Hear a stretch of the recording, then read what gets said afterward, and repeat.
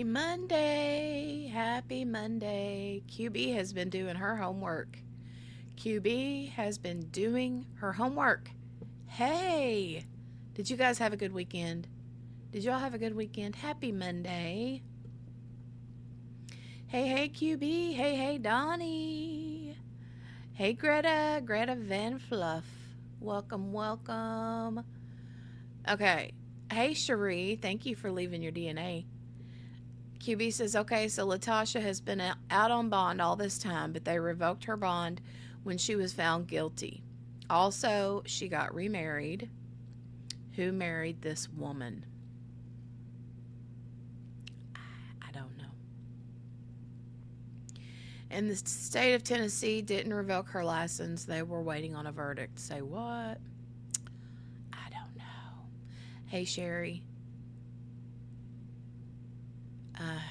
I don't know. We're going to watch the verdict real quick. So it's so funny because literally we got off the stream that day and then poof, wasn't very long later, they came back with a verdict. So another short verdict. You guys ready to watch this? Are y'all ready to watch this? I got 52 people texting me right now. Not literally, but yeah, I've got to send a couple messages.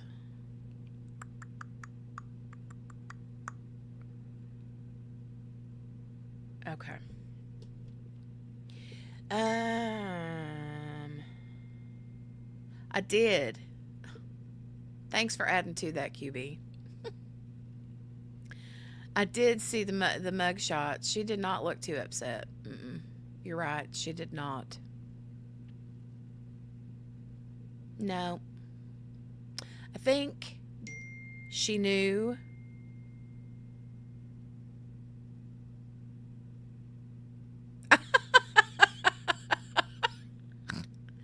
Sorry. I had to read that like twice, QB. You kill me. Oh my God. And no, I did not. Okay, we're gonna watch this verdict real quick. It's just a split second. Doesn't take long. Judge don't waste no time. She don't, flip-flop around or nothing like that. So let's go. You guys, it is cold. Baby, it's cold outside. It is cold outside. And we've had snow. Just a little bit of snow. Nothing to even, call snow. But anyway, I just got in from getting Big Kiddo off the bus. And Lord, it is cold outside. Okay, let's watch this verdict. Let's watch this verdict while I sup on my hot coffee. Sherry Jones got caramel cappuccino. Ooh. Ooh.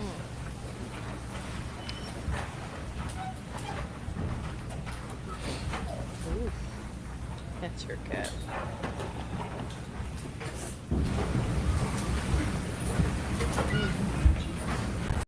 That is such good stuff. All right, you may be seated. I understand the jury has reached a verdict. Yes, ma'am. Sorry, you will be. You can stand and read the verdict. Each of the verdict forms. Do I need to start from State of Tennessee versus State of Tennessee versus Latosha Daniels, indictment number 25-01253. Verdict form count 1. We, the jury, find the defendant guilty of second-degree murder as included in count 1 of indictment number 25-01253.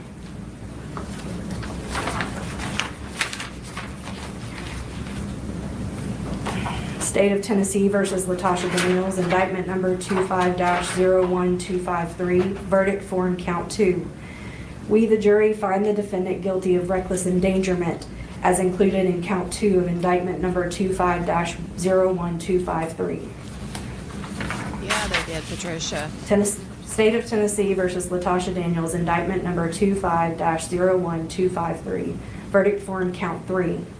We, the jury, find the defendant not guilty in count 3 of indictment number 25-01253. What was count 3? I don't remember.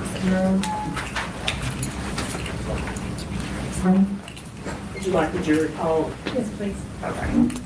I'll start on this end. Is that your verdict? Yes. Is that your verdict? Yes. Is that your verdict? Yes. Is that your verdict? Yes. Is that your verdict? Yes. Is that your verdict? Yes. Is that your verdict? Yes. Is that your verdict? Yes. Is that your verdict? Is that your verdict? Yes. Is that your verdict? Yes. Is that your verdict? Yes. Is that your verdict? Yes. Now that you have concluded your service on this case, I thank you for your patience and conscientious attention to your duty as jurors. You have not only fulfilled your civic duty, but you have also made a personal contribution to the ideal of equal justice for all people. You may have questions about the confidentiality of the proceedings. Because the case is over, you are free to discuss the case with any person you choose. However, you do not have to talk to anyone about the case if you do not want to. If you tell someone you do not wish to talk about it and they continue to bother you, let the court know, for we can protect your privacy. If you do decide to discuss the case with anyone, I would suggest you treat it with a degree of solemnity, so that whatever you say, you will be willing to say in the presence of your fellow jurors or under oath here in open court in the presence of all the parties. Also, if you do decide to discuss the case, please respect the privacy of the views of your fellow jurors. Your fellow jurors fully and freely stated their opinions and deliberations with the understanding they were being expressed in confidence. Again, I thank you for your willingness to give of your time away from your accustomed pursuits and faithfully discharge your duties as jurors. You are now excused. I will be back to speak with you shortly, so I'll show you excused to the jury room.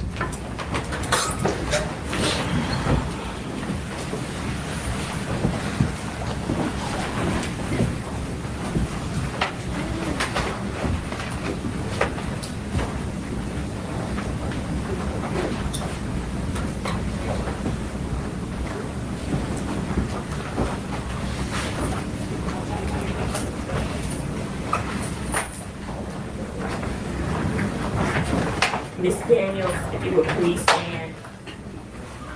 A jury of your peers has found you guilty of second-degree murder in count 1. The jury has found you guilty in count 2 of reckless endangerment, and the jury has found you not guilty in count 3. As a 13th juror, I approve that verdict. We'll show your bond revoked, and we'll show this matter set for sentencing. Thank you. January the 12th. Is that a good one? We'll need to do a pre-sentence report. If we could get a shorter date to get the pre-sentence report back, Okay. that way we don't have to reset it once we get it. Okay. We can reserve January the 12th Or and just then get a sooner date for the report. Actually hoping to be in Cabo that week. On January 12th? I'm hoping. Okay. When I'm looking at the playback, about right here it stops and it looks like it says 1 hour and 57 minutes.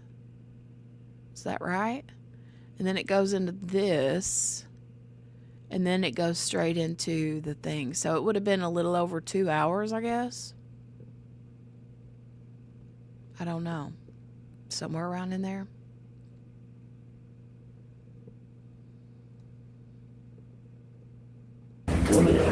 December. We can get a December date and then pick a date this time.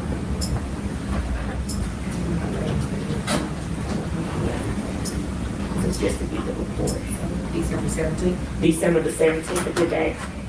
All Yes, Your right. Honor. Yes. All right, we'll show this matter set for sentencing on December the 17th.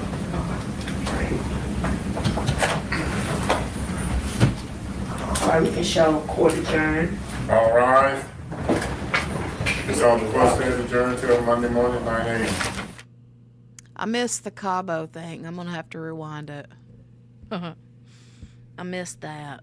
It's on January 12th, matter set for sentencing. 3. As a 13th juror, I approve that verdict. Will show your bond revoked and will show this matter set for sentencing. Thank you. January the 12th. Is that the good one? We'll need to do a pre-sentence report. If we could get a shorter date to get the pre-sentence report back, Okay. that way we don't have to reset it once we get it. Okay. We can reserve January the 12th We'll and just then get a sooner date for the report. Actually hoping to be in Cabo that week. On January 12th. I'm hoping. Okay. We need December. We can get a December date and then pick a date. That's fine. I'm going to be in Cabo while you're in jail. December the 17th, a good day. All Yes, right. Your Honor. All right, we'll show this matter set for sentencing on December the 17th.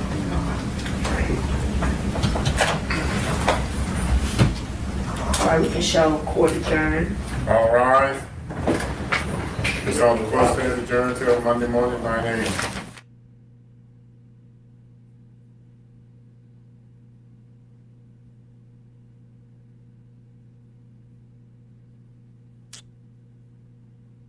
She puts her hands up like, oh. But then. Hold on.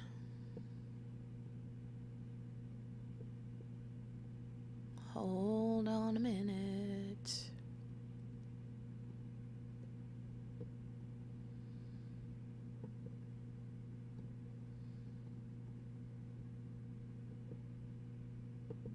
Daggone it, it's still doing me this way. I'm going to have to go through. I need to take time and go through and delete a bunch of files out of my StreamYard because I'm running out of storage in my StreamYard.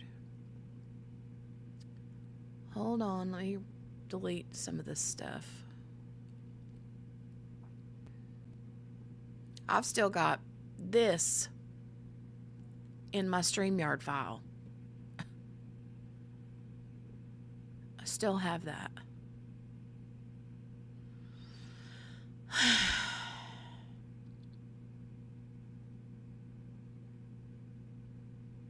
Okay, now let me see if it'll let me add it.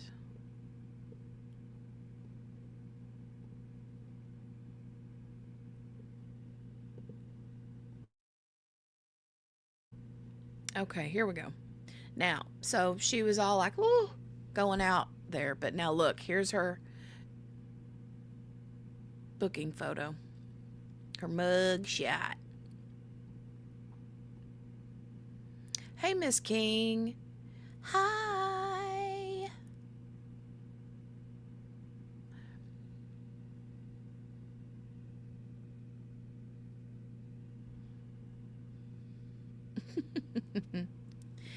QB was like, she don't look too upset to me. Does she you?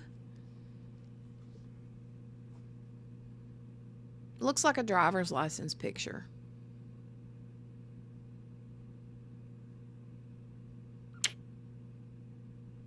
What do y'all think? Do you think she looks tore up or nah?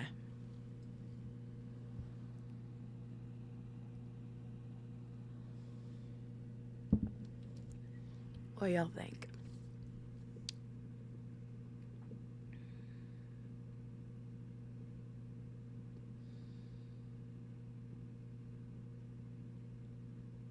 She's a pretty woman. She's beautiful.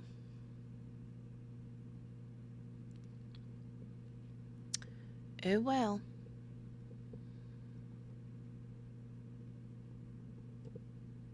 Oh well. All right. Oh, she looks like she's glad it wasn't first degree. Right. And I kept reading after the fact that that's what they wanted. I think they knew she was going to be found guilty one way or the other, but they wanted her to testify because they thought that that would get her, you know, second degree instead, and they went for it. So Greta says she looks more put together than me right now. Same. So happy they let her keep her wig on. Oh God, QB.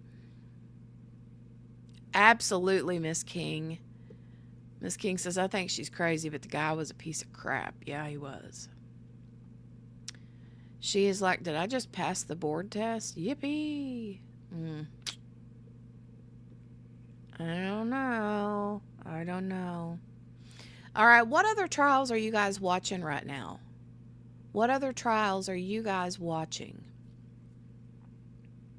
Oh, they wanted manslaughter. I think the only thing that got her some grace was that he was a POS. Probably. I'm sure it was. But, like I said,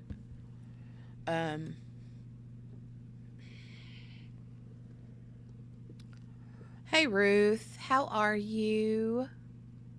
How are you, Ruth? I don't know. I don't know. You guys, I'm out of chapstick. I mean, I have more chapstick, just not in here. Unless, wait, maybe I have one in my makeup bag. Do I have one in my makeup bag? I need chapstick. Hold on a minute. Gotta dig through all this to find it. Lord have mercy. This makeup bag is tragic.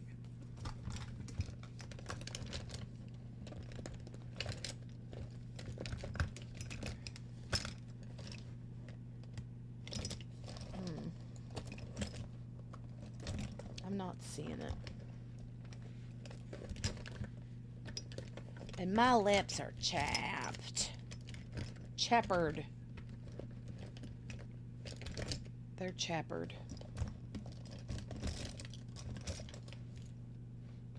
Sorry, I'm sitting here rummaging through. Trying to find some chapstick and I don't have none. I don't have any. I'll have to set this on.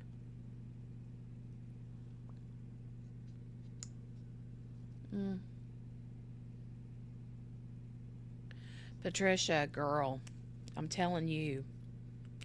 Like, I go into, like, conniptions if I can't find my chapstick.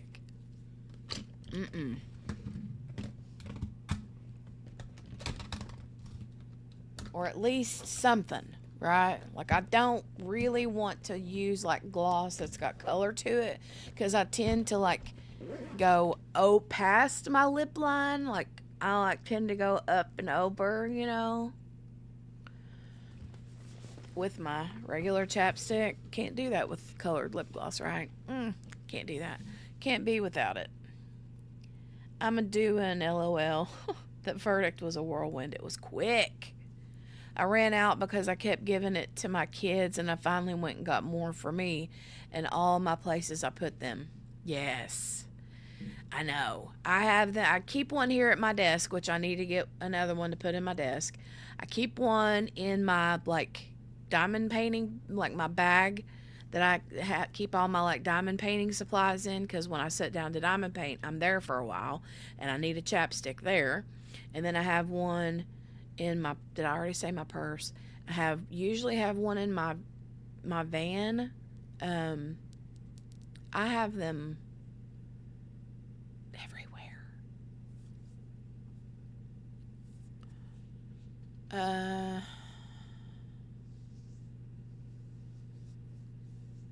Emotional support chapstick. Yes. And hand sanitizer. That's super in these days, actually. Overdrawing like crazy. Super. What, Patricia?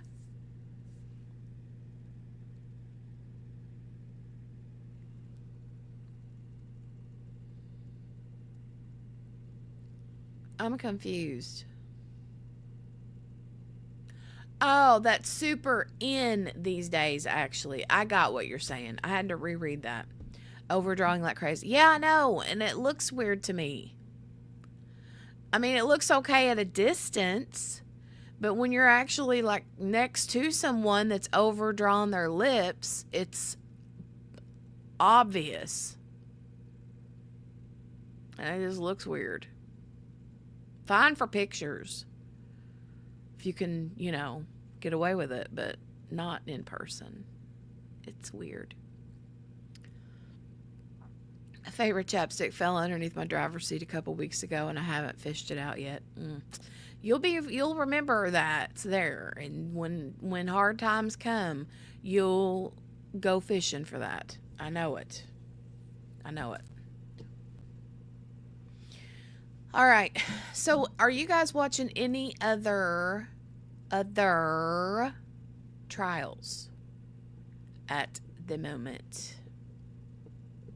Are you guys watching any other trials at the moment? Because this boyfriend beheading murder trial, oof.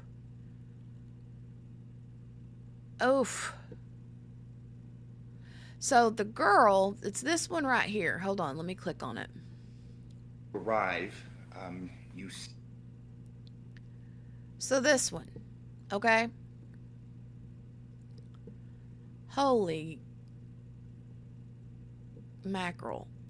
This trial here, you have the girl, the defendant, okay? She was married.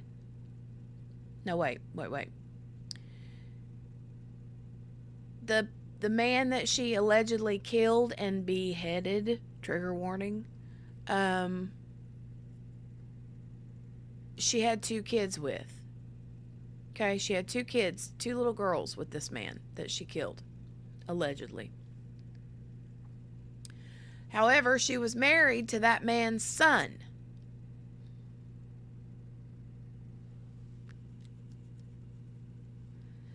And they put the kid, well, he's not a kid, he's a grown man, but they put him on the stand. The defense is trying to say that he did it. Talk about like a love triangle. This is weird. But I keep wanting to watch it, but I haven't gotten to yet. Watch it yet. They're on day 4. Has anybody been watching this? There's the defendant. Hold on, let me see if I can get a good picture of her.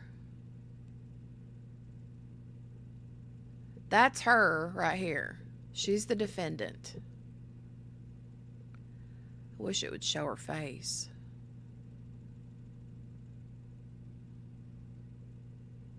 Ba-ba-ba-bum, bum.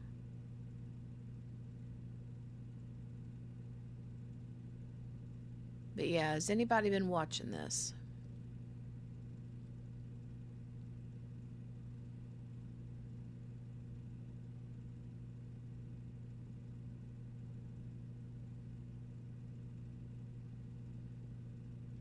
People's like, I wonder if she's related to Taylor Schabusiness.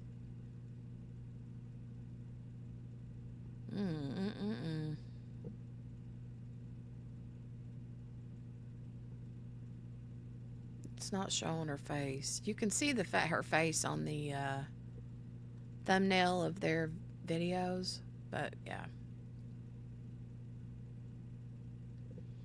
Tell me if you guys have been watching this one. QB says, I have a car chapstick, a desk chapstick, a bed chapstick, a purse chapstick, a pocket chapstick.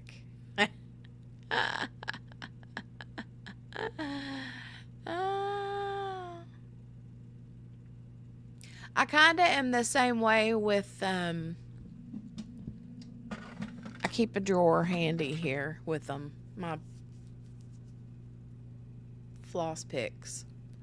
I love these things.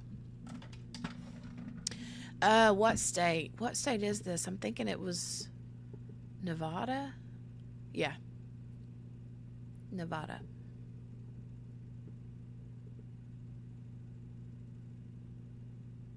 Nevada.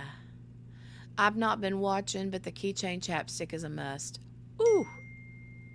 Keychain chapstick. Thank you, QB. QB sent a picture. Look. Oof, that's a good one too, buddy. We'll have to keep this one handy for Miss Margaret. Look. Oof. Yikes. She look angry. She looks angry. Big time. Hey, that lawyer looks familiar. He does look familiar. Who is he? Do we know? Oh, you think that's her mugshot? Haven't been watching this trial, but I have heard of it. But all I know, it is one crazy thing. Yeah.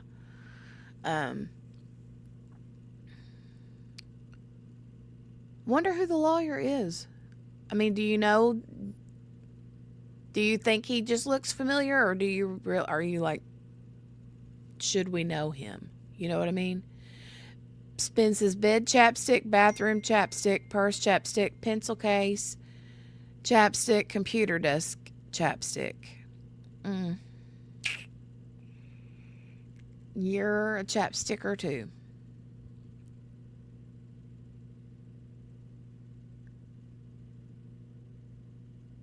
No, not Arizona. This is in Nevada.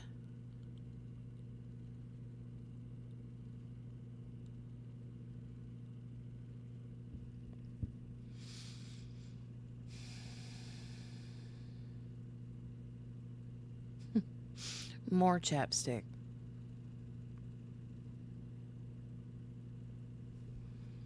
Yep, it's Nevada versus Devin Michaels. Her name is Devin Michaels. Ooh, seriously, QB? Ugh. Oh, was it the Tellus trial? I didn't watch that one. I remember it, but I didn't watch that one, I don't think. Let me go look. Was it Robert Tellus? Yeah.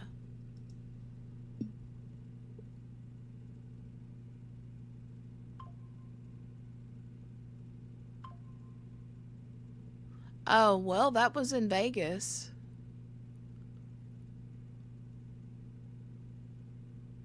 I think I did watch part of that. I think I watched part of that, but I don't think I watched all of it. Or maybe I did. Shoot, I don't know. Yuck. She was a 3 times Twitter star. She was a 3 times Twitter star. Oh, Cherie likes chapstick too. Everywhere. Could have been Ruth. I don't remember. I really don't remember. I swear we watched so many trials that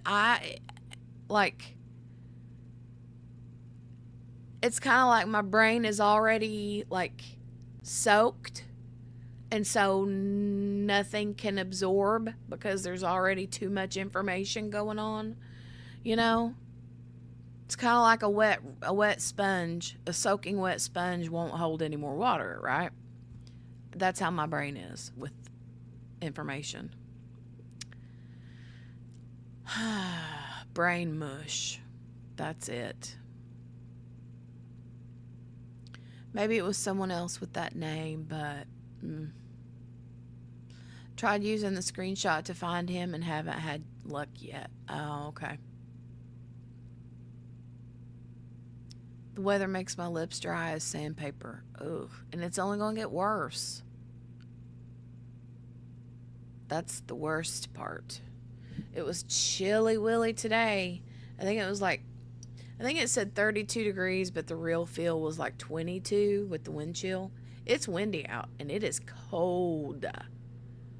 Now, I'm used to much, much colder than 22 degrees, but this is the first. Oh, he is telling us his defense attorney. Okay. Well, now you know why he looks so familiar.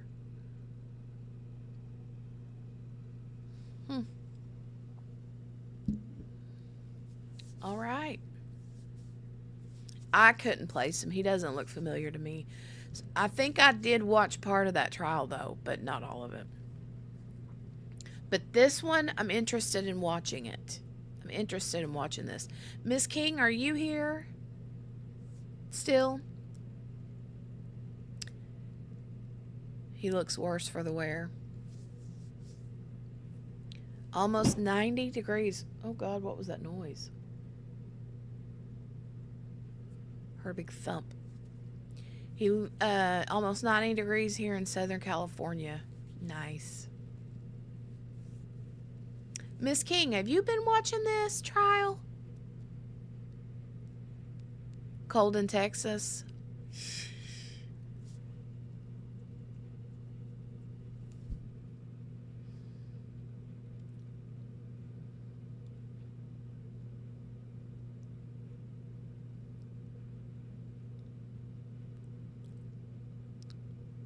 I'll tell you what, do you guys remember the speaking of chapped lips? So, Miss King, I don't know. I'm wondering if Miss King, if you've been watching this beheading murder trial. Because I know you watch a lot of things, you know, like you bounce around to different trials and stuff. No, I have not, but it sounds interesting. Don't it? It sounds really interesting. But speaking of chapped lips, do any of you guys remember, or have you ever tried the Mary Kay satin lips? They had satin hands too, but I remember the satin lips. Do you guys remember that? Do they even still make that?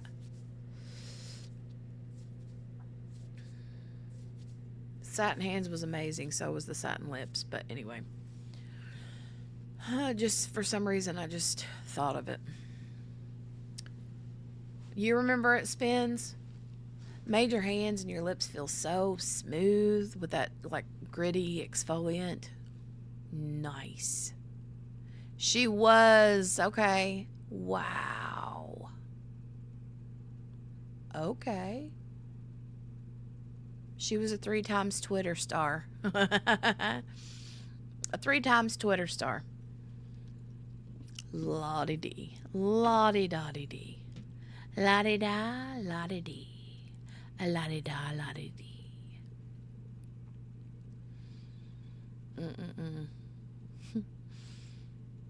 It was funny because in the last trial we were watching, you know, every time they would say about the ethical non-monogamy, and I was like, ethical phenomena. Every time I'd say that. Margaret was watching over the weekend a replay, and she said, I'm watching a replay and I'm at the ethical phenomena part. Hey, Donnie, cold in Texas. That's what someone else just said a minute ago. Yeah, Ruth said it was cold in Texas today. It's cold everywhere except for Southern California, apparently. Cold, cold, cold. We got some snow flurries. Pretty, pretty, pretty in the sky, but there wasn't enough of it to actually, like, it barely coated the grass, you know. Have you been watching this one, Donnie?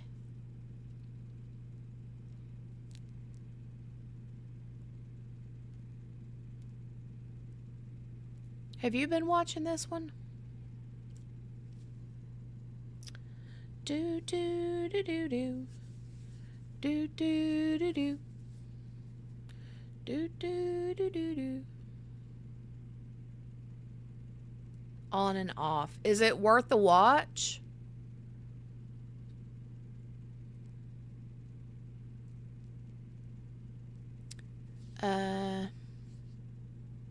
Mary Kay does not sell that Lips So Soft stuff.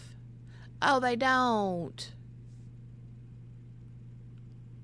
Yeah, it used to be called Satin Lips. Daggone it.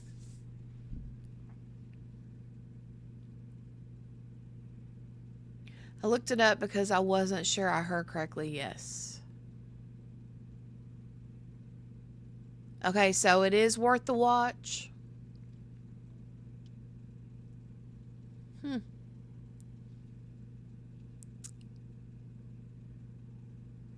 I had started watching some of the son's testimony, the victim's son's testimony, but I didn't watch enough of it to know one way or the other how I felt about it, you know. Mother Nature can't make up her mind what she's going to give us. I swear she has bipolar. I think so too, Cherie. Lordy D.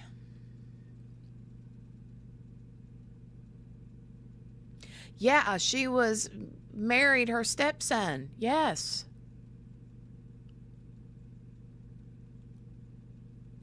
So, I'm not sure though, Donnie. Did she like have kids? She had 2 daughters with the victim. With the stepson's dad. She had 2 daughters with the dad and was married to the stepson. The victim's son. Did she marry him, the stepson, like before she ever met, like were they already married when she got with the guy's dad? Or did she get with the guy's dad, have a couple kids with him, and then end up marrying the stepson? Like, which came first? Because that's weird. I'm not going to say it's impossible. I mean, stranger things have happened, right? But, I mean, there's movies about that. You know what I'm saying? About that kind of storyline. But, okay, so she was with the dad first, had the kids, then married the stepson. That's so weird. That is so weird.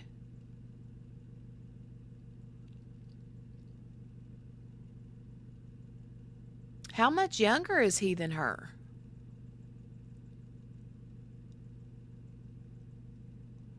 Ugh. So weird.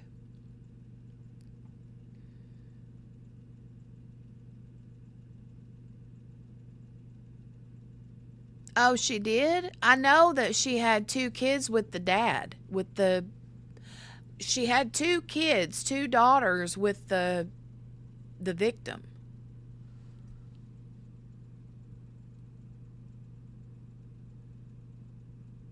So she had more kids with the stepson? I know, Miss King, that's what I'm thinking. Like, I want to watch it. It sounds like a train wreck. Ay, ay, ay.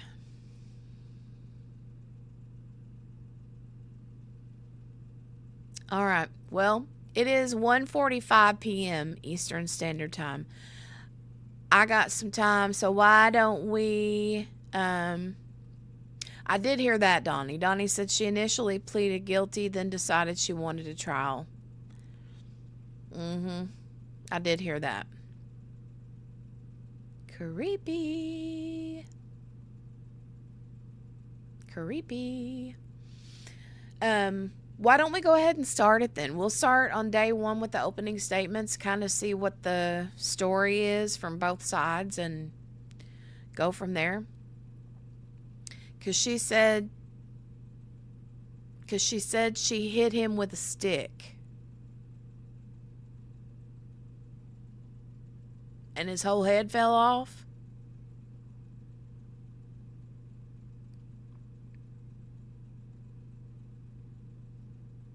She whacked him with a stick, like a twig or something, and his whole head fell off.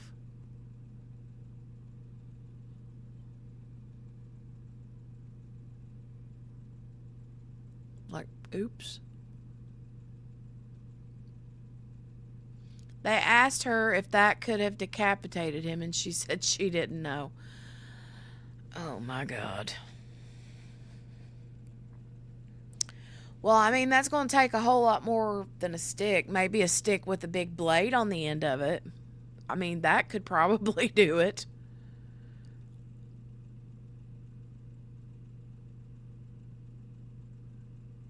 Did she forget the blade part on the end of the stick?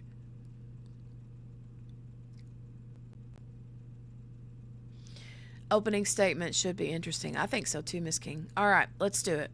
Let's do it. Let's do it. Hey, Billy, good morning. How are you? How are you, Miss Billy? Right, QB. The defense is trying to say that the stepson did it. Which is weird because it's actually the victim's real son, biological son. You know?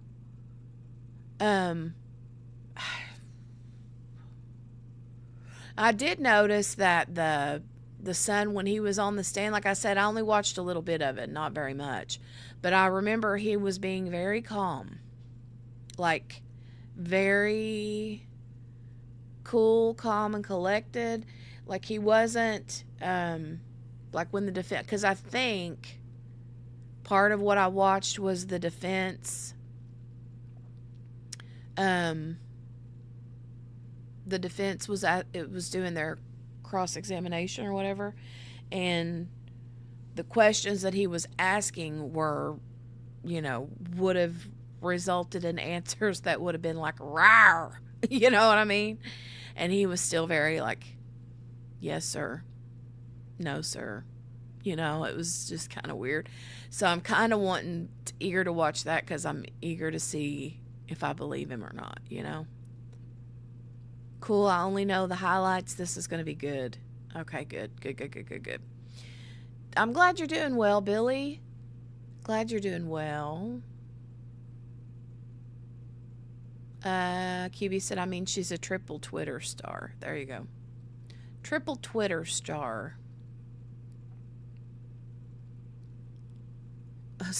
Cherie said, sounds like the queen from Alice.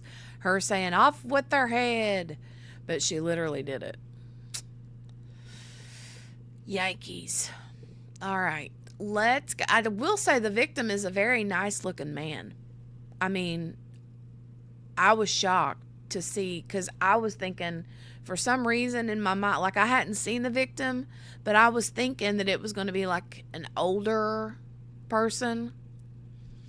And, yeah. Very nice looking, handsome fella. But anyway, let me go find day one. And we will start there. Let me go to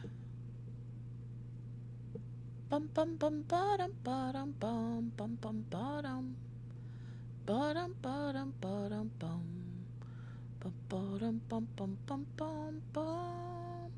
All right, here we go. Day one. Open. Share this tab.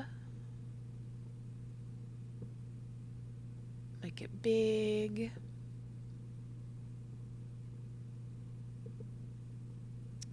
All right. Ooh. Hey, QB, this thing can't count. Love you. Thank you, QB. Thank you for that. And you're right. It's off. They never get the months right. They jip you. Here.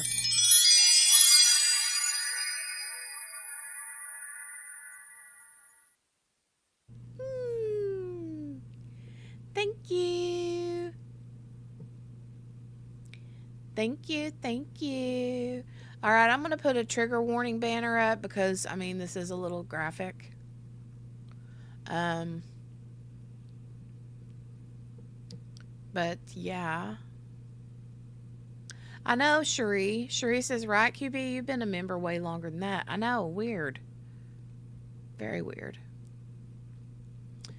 All right, let me fast forward it, see if we can find where it starts. Here we go.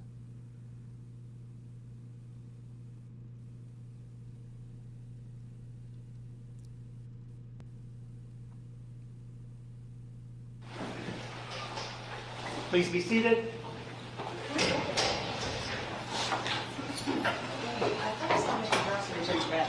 Yes, Your Honor. Okay. He's here. Okay. No, I didn't see him earlier. I think we just went to the restroom.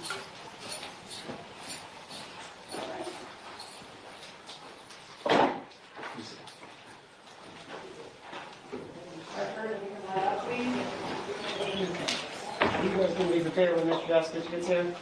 I'm sorry? Are you guys ready to go when Mr. Droskich comes in? Yes, Your Honor. So the plan is I'm gonna read the preliminary instructions and then we'll go right and open. You guys have tested out the Yes. technology? Everything seems to work. Okay.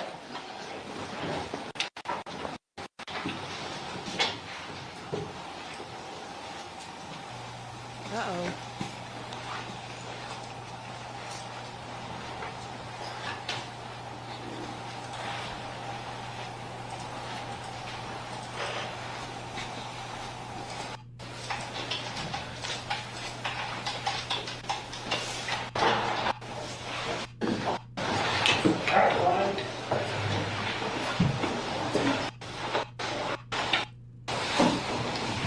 Volume down a little bit because that's awfully loud and obnoxious. Please be seated. Your Honor, the jury is all present and accounted for. All right.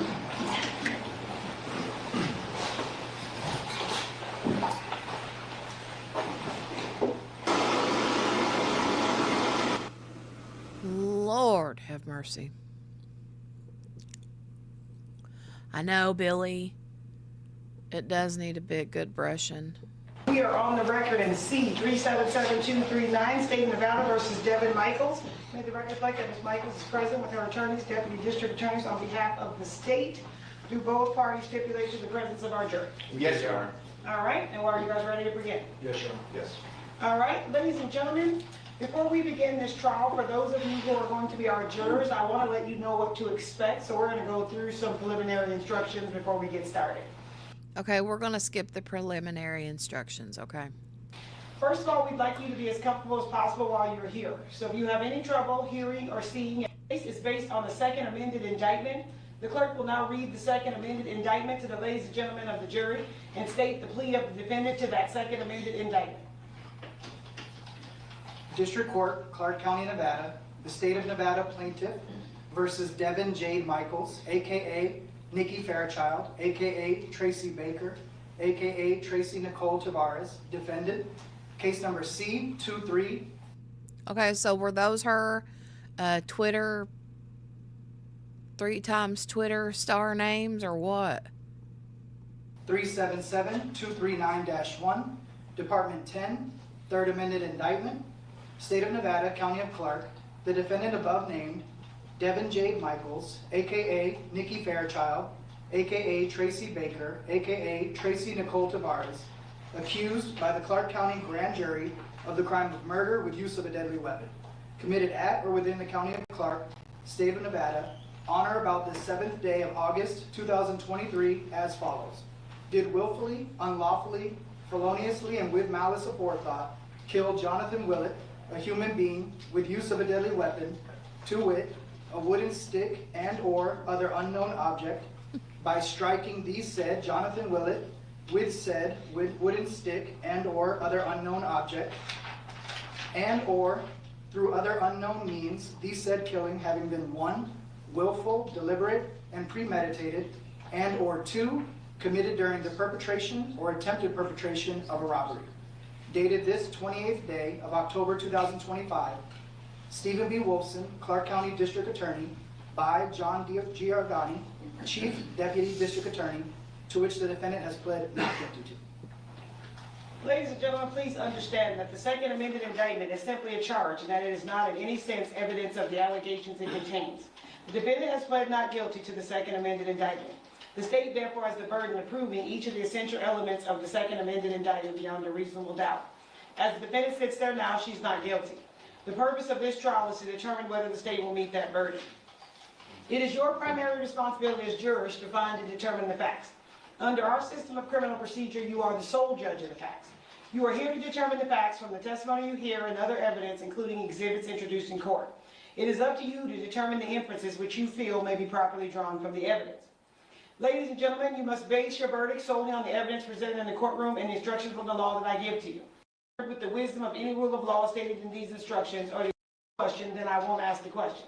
If I don't ask the question, children that he shared with the... Finally, in fairness to the parties to this case, you should keep an open mind throughout this trial. Okay, we're getting reaching your close. conclusion only during your findings. The clerk can... According to the evidence, so help you God. Well and true. Will you please rise and raise your right hand so that the clerk can administer the oath? You and each of you do solemnly swear that you will well and truly try the case at issue and a true verdict render according to the evidence, so help you God. You may be seated. Thank you. Thank you all. State, are you prepared to give an opening statement? Yes, Your Honor. Thank you. Prior to that, can counsel approach? Oh, the white noise machine. No. God, it's so loud. Hold on.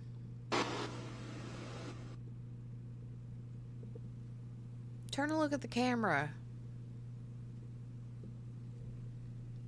Look at the camera, heifer.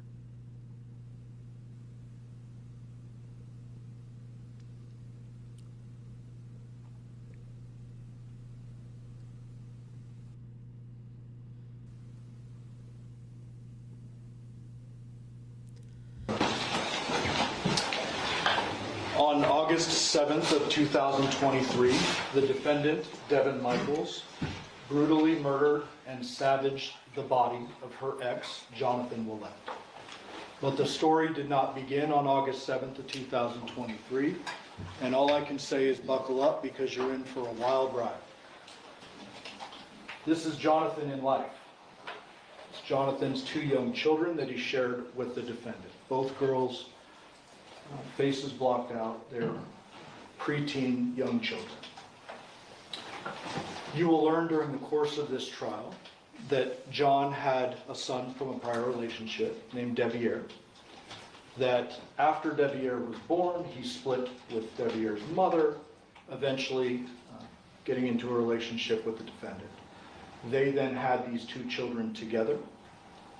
They separated, and there was a custody agreement that was ordered by the family court in which the victim had full physical custody of the girls.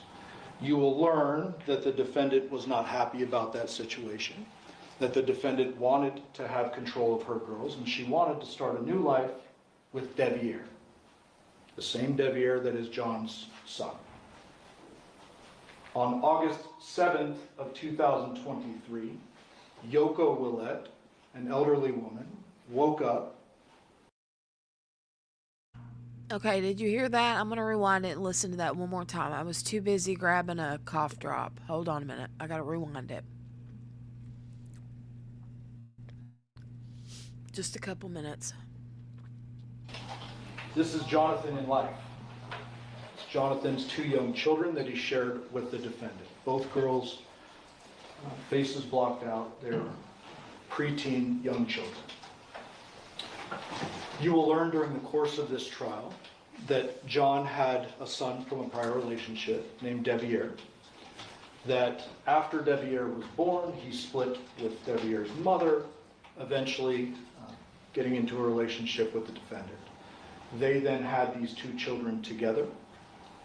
They separated, and there was a custody agreement that was ordered by the family court in which the victim had full physical custody of the girls. You will learn that the defendant was not happy about that situation, that the defendant wanted to have control of her girls, and she wanted to start a new life with Devier, the same Devier that is John's son. On August 7th of 2023, Yoko Willett, an elderly woman, woke up to find her dead son in his room with what she referred to as his face and neck missing. This is the 911 call she plays. Yes, this is Yoko Willett. My number is, address is 2698 Aradura Drive, Henderson, Nevada. Yeah, 702-203-8975. Tell me exactly what happened. Okay, I went downstairs and my son is on the bed and all bloody. I looked, I don't know, I opened the cover. It's all bloody, I don't know. Can you come over? Yeah, we're going to help you. What happened to him, you know? I have no idea. And so was the outside this morning, Is he awake now? and Is he awake? I think he's dead. Listen to me, I already have a call in for help, okay? How old is your son? About 46, I think. Is he breathing? Oh, bloody all over. Huh? Where's he bleeding from him?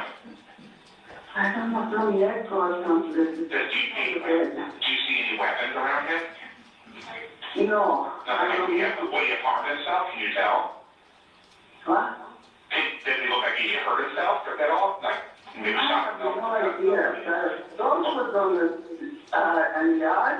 I told him, I didn't know he was trying to move out from my house. Okay. And his girlfriend was here yesterday. Okay. When's the last time you saw him? Now, when's the last time you saw him okay? How long ago?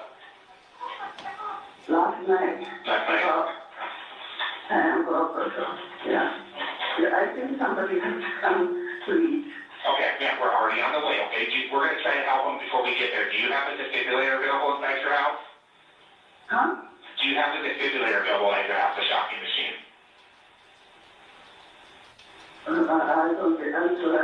That's okay. Now, what I want you to do is think, do you feel safe to get right next to him so we can try to just... That is what police found when they arrived at the Willett residence. Jonathan on his bed in his bedroom. As you can see, his head is missing. Large blood stain at the foot of the bed there, and a large amount of blood underneath where his head should be. Officers eventually removed the cover from his body and noted several chemical burns, or what appeared to be strange chemical burns on his body. And a very clean decapitation that you can see there. Henderson Police Department was responsible for the investigation. After first responders arrived on scene, clearly couldn't render any medical aid to the victim, they locked down the scene. Homicide investigators are then enlisted and take over. Along with the homicide investigators, they bring out an army of crime scene analysts and treat this case obviously very seriously, and they go into the home after executing a search warrant. When they go into the home, they obviously focus on the bedroom, but they do a pretty thorough search of the entire residence, the curtilage, the backyard, the front, the trash cans, the upstairs bedrooms, the kitchen, the living room, and these are the items that they find. A couple of chemical bottles, obviously relevant for the potential chemical burns on the victim's body.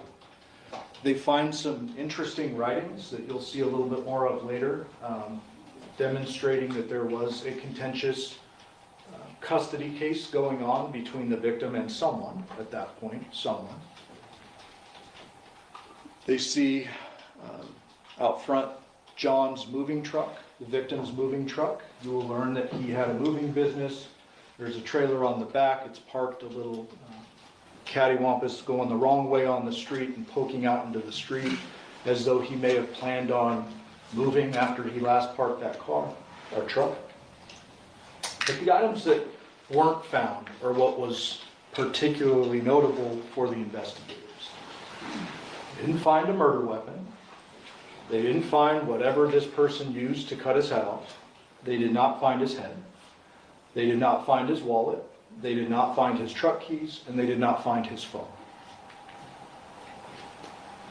They interviewed Yoko, and the gentleman above Yoko's photo is Yoshida, her partner. According to Yoko and Yoshida, the defendant, who they referred to as Nikki and knew as Nikki, ultimately identified as Devin Michaels, was the last person to see Jonathan alive.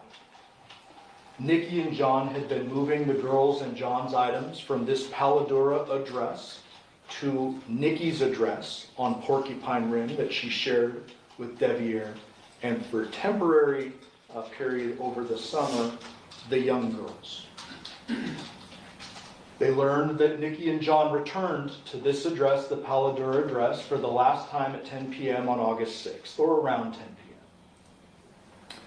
They learned from Yoko that about 1 a.m. she was going downstairs for a glass of water and ran into the defendant, who she will describe to you when you hear from her as she appeared to be startled to see me. The defendant and Yoko have a conversation. It's relatively brief. Yoko's in the kitchen cleaning up some dishes. The defendant has now entered the kitchen, and they begin to talk when the defendant tells Yoko, John's asleep. Don't go in there. Those aren't her words. You'll hear this through the course of the trial. She says, John's asleep. He's passed out. We have plans for him to move some more stuff in the morning, kind of don't bother him kind of thing. Yoko then noticed that the lights were on in John's room, but decided, hey, if he's asleep, I'm not going to go in there. She returns back upstairs. Yoko went to sleep, leaving Nikki, or the defendant, alone in the home. You will learn very clearly that there were only 4 people in the home at the time of this incident. The victim, the defendant, Yoko, and Yoshida. Yoko also will tell you that around 8 a.m. she found John without a face. You probably heard from the 911 call, there's a bit of a language barrier. She'll do her best to describe what she initially saw and the shock, obviously, that ensued. So the defendant is the last person to see him, so investigators are very curious to speak with her. Homicide detectives summon her to the scene. They get a hold of her via a phone number given by a neighbor. She answers that phone. It's her phone. She agrees to come to the scene, leaving Devier and the girls are with the defendant as well.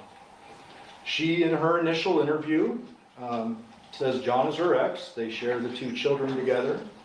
That they spent the whole day together on August 6th, moving, shopping for the girls' school supplies, etc. Everything's normal from her perspective. That evening, they were moving the girls' things into her home on Porcupine, and she was, in fact, at the Paladura residence last night doing that. She would go on to describe it's a normal night, there's nothing out of sorts, and that John was alive and well in the garage when she left. Remember that. Further investigation, of course, occurs. Homicide detectives are treating this very seriously. You will learn from many of them that when a homicide such as this comes in, they divide duties. There's too much for one person to do, and so although there is a lead detective who goes by the name of Dennis Ozawa, Detective Ozawa was not in any way the only person investigating this case. He had an entire team, and you will hear from many of those people. You will learn that one big thing in the modern days of investigation is videos, video cameras. They're everywhere in our valley, so they canvass all around. The Paladura residence is kind of right in the middle of all those yellow markers. They canvass all these different addresses for anything who saw, heard anything, and anyone who had a camera. Some of those were fruitful, some of them were not. They knocked on the doors where video cameras were visibly present. They even knocked on doors where they weren't present in the hopes that maybe someone saw or heard something. And they gathered a lot of footage. We're going to do our best during the course of this trial to streamline it for you. There's hundreds of hours of footage, and we're going to present it in the best way we can. They also learned that there is a neighbor directly to the left of the homicide scene who had a motion-activated Ring camera, which will become important later in the trial. There also was an autopsy, of course. The Henderson Detective Ozawa attended that autopsy. You will hear from the medical examiner in this case, Dr. Stephanie Yagi with the Clark County Coroner's Office, who enlisted the assistance of a forensic anthropologist, Dr. Burns, who works out of UNLV. You will learn that Dr. Yagi surmised that the cause of death was homicidal violence and the manner of death was homicide. You will learn that she noted the non-thermal chemical burns on the body, which did not contribute to his death, but were notable for investigative purposes. Something important I want you to keep in the back of your mind is there were no bleeding injuries anywhere else on the body, so everything was focused neck and above. You will learn that the decapitation occurred post-mortem. There are histological reactions that the body has if this type of thing happens while you're still alive and your body is trying to actively repair itself. None of those were present during the course of the autopsy, and so the doctor will testify that this was a post-mortem decapitation. As I mentioned, she enlisted the assistance of a forensic anthropologist, Dr. Burns. You will hear from her as well. She will talk about the science behind what she does, and in this particular case, she was enlisted for the main purpose of determining what was used to cut off Mr. Willette's head. She will tell you that she did microscopic examination. During the course of that thorough examination, she determined very clearly that there were 2 separate instruments used to chop off his head. She even can narrow it down by time because of the layering of the artifacts on the bones, and so she will surmise and testify that first, a serrated or non-serrated knife was used, so a knife, whether serrated or not. When that was unsuccessful, the defendant then used a powered saw of some sort. She can't narrow it down to class. You will learn, or class of tool. You will learn that the bones in the neck, the cervical spine, are very small. There are areas on it which would reflect these markings, but they are so small that she can't really surmise what type of saw. She'll testify that if it's a long bone, she has seen cases with dismemberment, involving dismemberment, but not a decapitation. But with dismemberment of larger bones, you can see more, which allows you to narrow down the type of saw that was used, but here that's not possible. Nonetheless, she will testify clearly that it was 2 different instruments, knife first, saw second.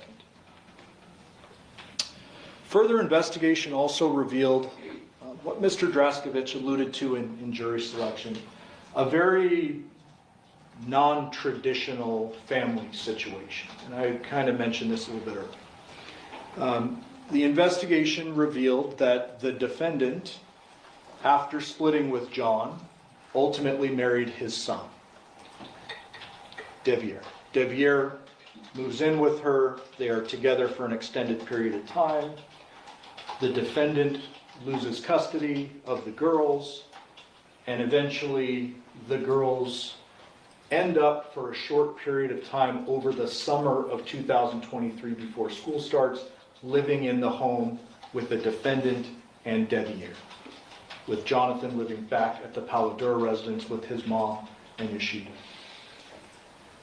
This is Clark County Department of Family Services document showing the parent placement verification letter describing that John was awarded full physical custody of the girls on October 27th of 2022.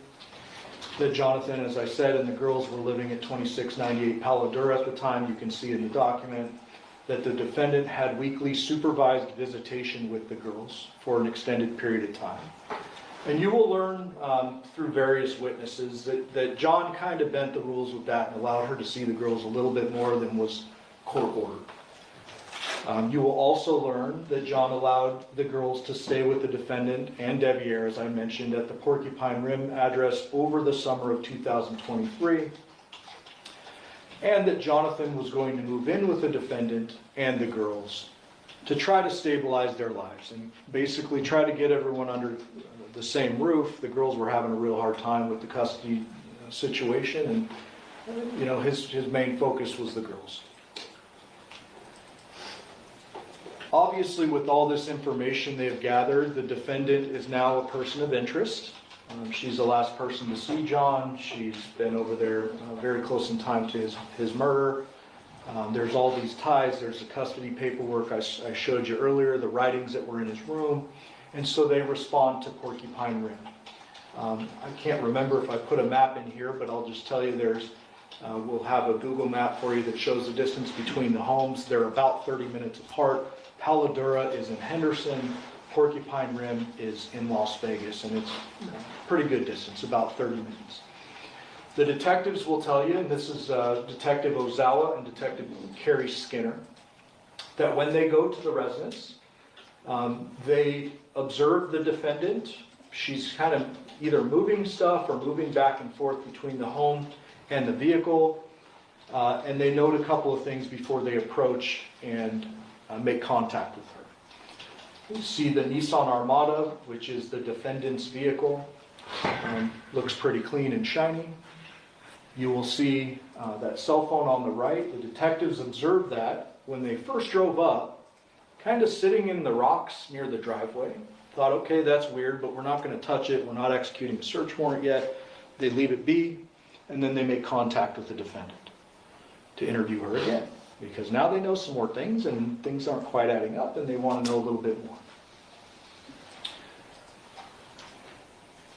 They make contact with the defendant, and this is prior to them going into the home and executing a search warrant on the home.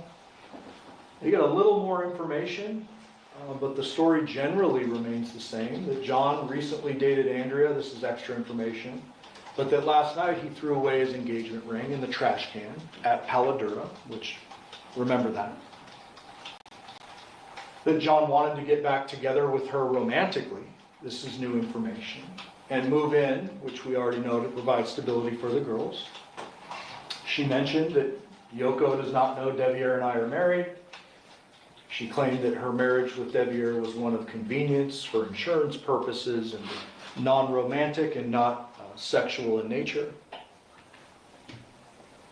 You will learn, and you'll actually hear it, the interview. During this interview out in the police vehicle in front of Porcupine Rim, the girls walk up and you can hear them. Their sweet little voices, and they're like, "This is Daddy's phone. This is Daddy's phone. This is why he wasn't answering." The detectives realize that's kind of important. They take the phone from the girls, or the girls give it to them, and the detectives note blood on the phone. Something important.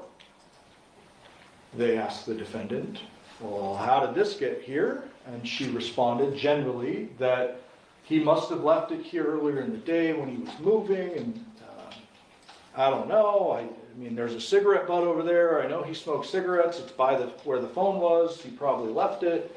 And the detectives are a little suspicious of that. They ask her a few more questions. Again, you're going to hear this stuff in the audio recording, so I've summarized it. And then ultimately at the end, she again sticks with this: John was alive and well in the garage when I left. As I mentioned, the detectives then obtain a search warrant and execute that search warrant on the home. They also get the warrant for the vehicles. You'll learn that white moving van is Devier's work van. He was a home security installer. He did various jobs for a legitimate company. They searched that vehicle, nothing of evidentiary value found in that vehicle. You can also barely see behind the van, there's a small sedan that's inoperable, but they search it nonetheless. They find nothing of evidentiary value. When it comes to the defendant's Nissan Armada, they photograph it on the outside, but then they apply seals to every opening, and then they tow that to have it searched later at their lab. You will learn they find in the garage the Ring cameras from John's home. A little weird. They grab them up, they seize them pursuant to the search warrant. in the hopes that maybe since these are the cameras from John's home, it captured something. There is no footage, unfortunately, associated with it. They issued administrative subpoenas and attempted to obtain footage from Ring. There was no footage because he didn't have the right account to store the Ring footage in the cloud. And I'm butchering the technical terms, I'm sure, but you'll hear all of this from witnesses. They also noted that there was no SD card in the cameras themselves, but nonetheless, they took them, they seized them pursuant to the search warrant, just to make sure. You will also learn they find several of defendants' writings throughout the home describing kind of the relationship with Devier, not exactly how the defendant described it to them to begin with. Very importantly, they find the defendant's purse. Inside her purse, they find the victim's social security card, along with one of her work cards.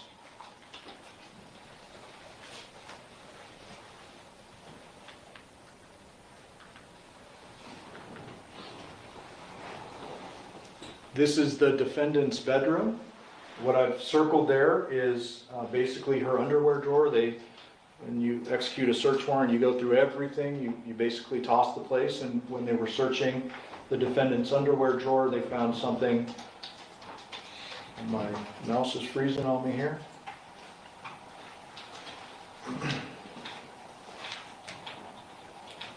Very important. They find several layers of knotted plastic bags, and inside they find the victim's wallet, current identification, and his only set of truck keys.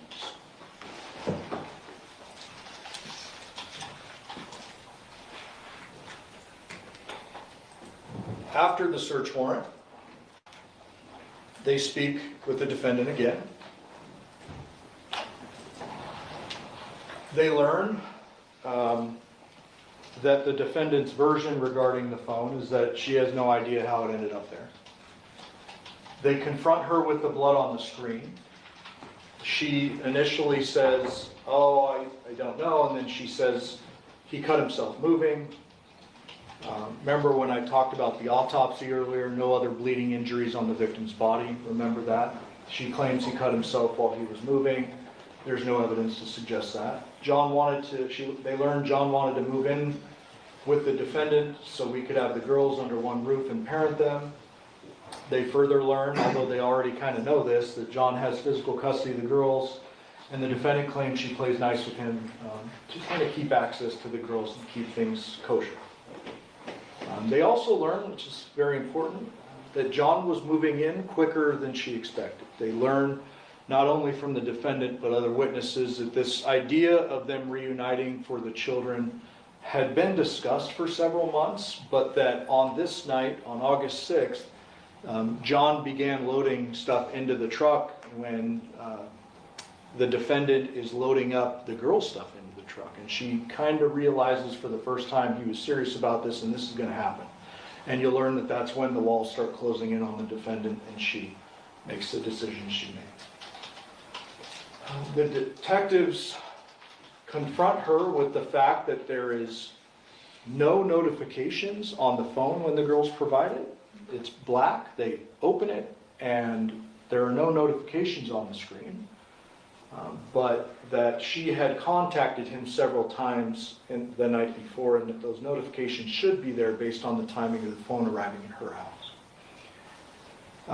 They ask her, before telling her what they have found in the home, they ask her, "Hey, do you have any idea where John's wallet would be?" She says very unequivocally, no idea. They then say, "Well, hey, we kind of found this ID and this wallet in your bedroom." And she then changes her story and she provides a version, again, you will hear this audio recording, in which she says it was back at the Paladura residence. She held the plastic bags open and John placed his items into the bag and she tied them up right in front of him. And they confront her when the story doesn't make sense over and over, and that's kind of the story she sticks with regard to that.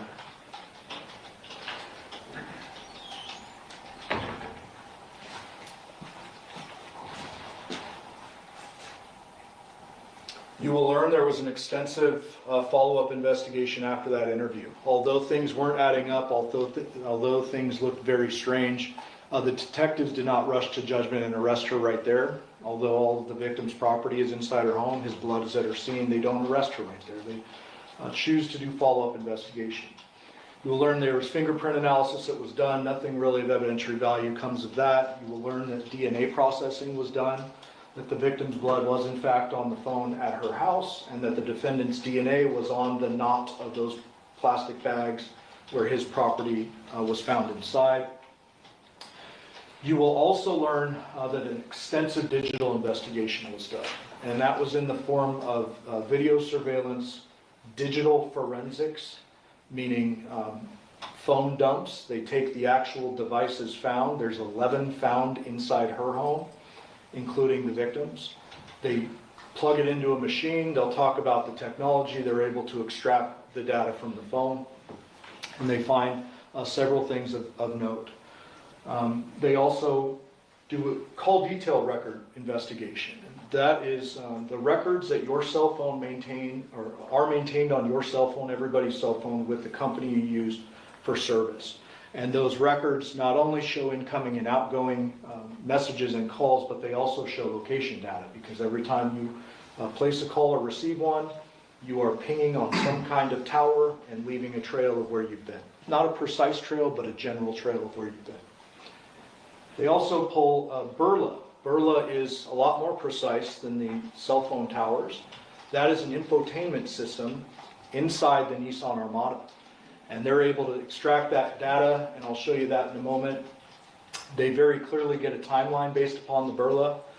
The defendant's vehicle is at the victim's home by 10 o'clock at night. The vehicle activates but does not move at about 11 o'clock at night.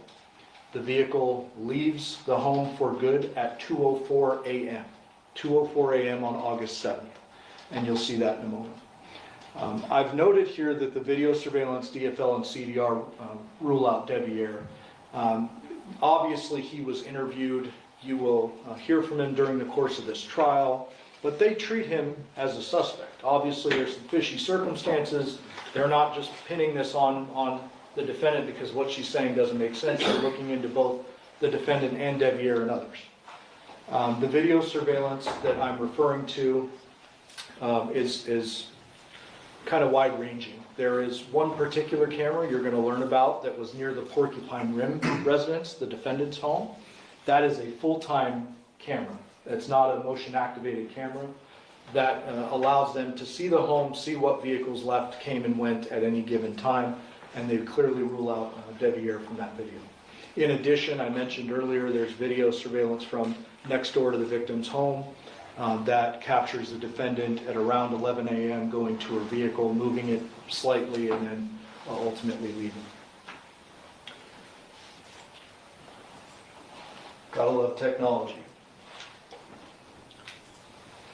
Here are a couple of additional clips from video surveillance. The one on the left is the defendant with the victim the night before when they're doing the moving.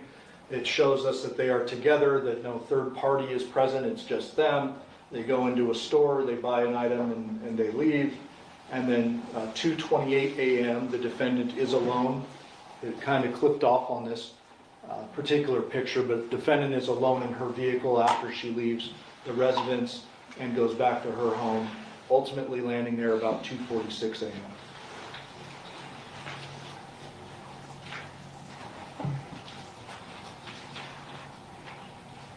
Those digital forensic examinations I mentioned become relevant, especially when it comes to Devier. There's much more than this, but I'm trying to narrow it down for the opening statement. This particular message was sent from Devier to the defendant. As you can see, at 10:36 p.m. See you when you get back. I'm going to sleep. Girls are in the living room. And the video surveillance supports that. This image you're seeing now is the CDR cell tower location data. There is much more to it when the witness testifies. There's a bunch of animated videos you're going to see. Just for this purpose, I did a screenshot. The blue and red represent the victim and the defendant's phone, and the green represents Deviere's phone at our operative time period, showing him across town when that last message was sent and throughout the evening. You'll also see the burla that I referenced earlier. As I mentioned, burla leaves actual GPS breadcrumbs like by the foot. So as opposed to just a tower you're hitting on, this is actually showing the track. And you're going to see very clearly when the defendant came and went from the victim's residence on the night of August 6th, as well as when she left on August 7th.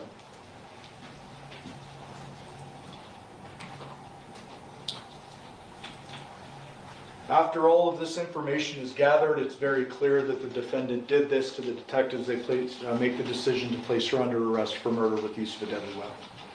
After she is arrested, she is interviewed again. This time they try with two different detectives. Obviously, the statements she gave earlier were inconsistent, and so they send in a couple of other detectives, and you'll hear from that detective as well. In this particular interview,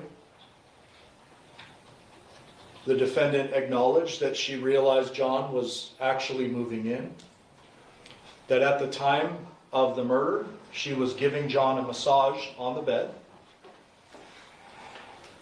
While he was lying on his stomach, the defendant got up, walked over to the fireplace, and grabbed a large, what she referred to as a stick or maybe a candle holder. It's a large, heavy object. John was lying on his stomach, not a threat, in the midst of a massage, face down, unexpected, and the defendant admits that she returned to the bed, bashed him over the head with that club or stick, and that John went limp at that time. You will learn that the defendant refused to acknowledge what she did next. You can make your determination as to why someone might do that as this trial goes on. But she refused to tell detectives what she did with John's head or with the weapon, that those items were never recovered. And so you need to put together the pieces, as the judge just described with the rain example. You will learn that this is the reality of the situation before John was killed, and that the defendant wanted John out of the picture. This is the future that she saw, that she wanted, and the only way to have that future was with John out of the picture. Thank you for your time and attention this week. We truly do appreciate it. Lord have mercy.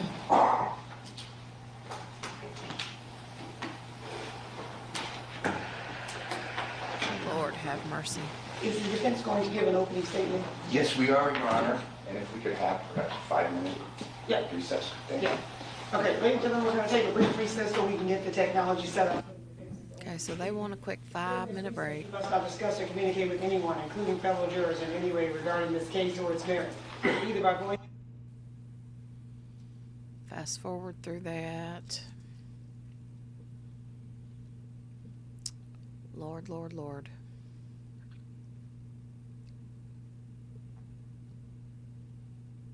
Right, Donnie, a massage.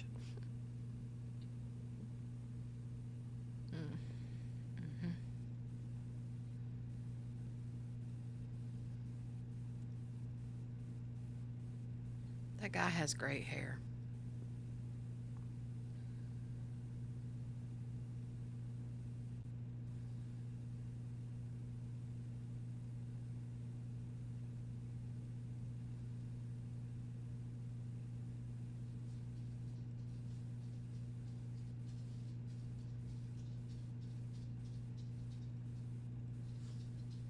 She looks rough.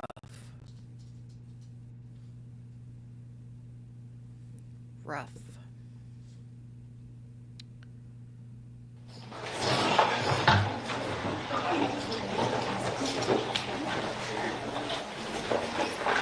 All rise for the jury.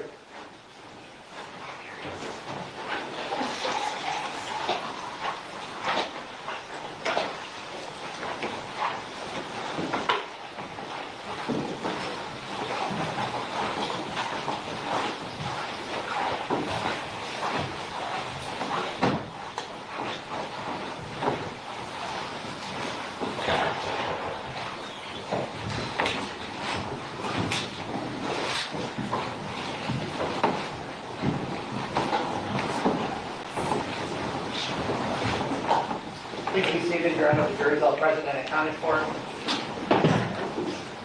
Right, we are back on the record in C, 377239, State of Nevada versus Devin Michaels. May the record reflect that Ms. Michaels is present with her attorneys, Deputy District Attorney on behalf of the state, and both parties stipulate the presence of our jury. Yes, Your Honor. All right, defense, are you prepared to give an opening statement? We are. Whenever you're ready. Thank you.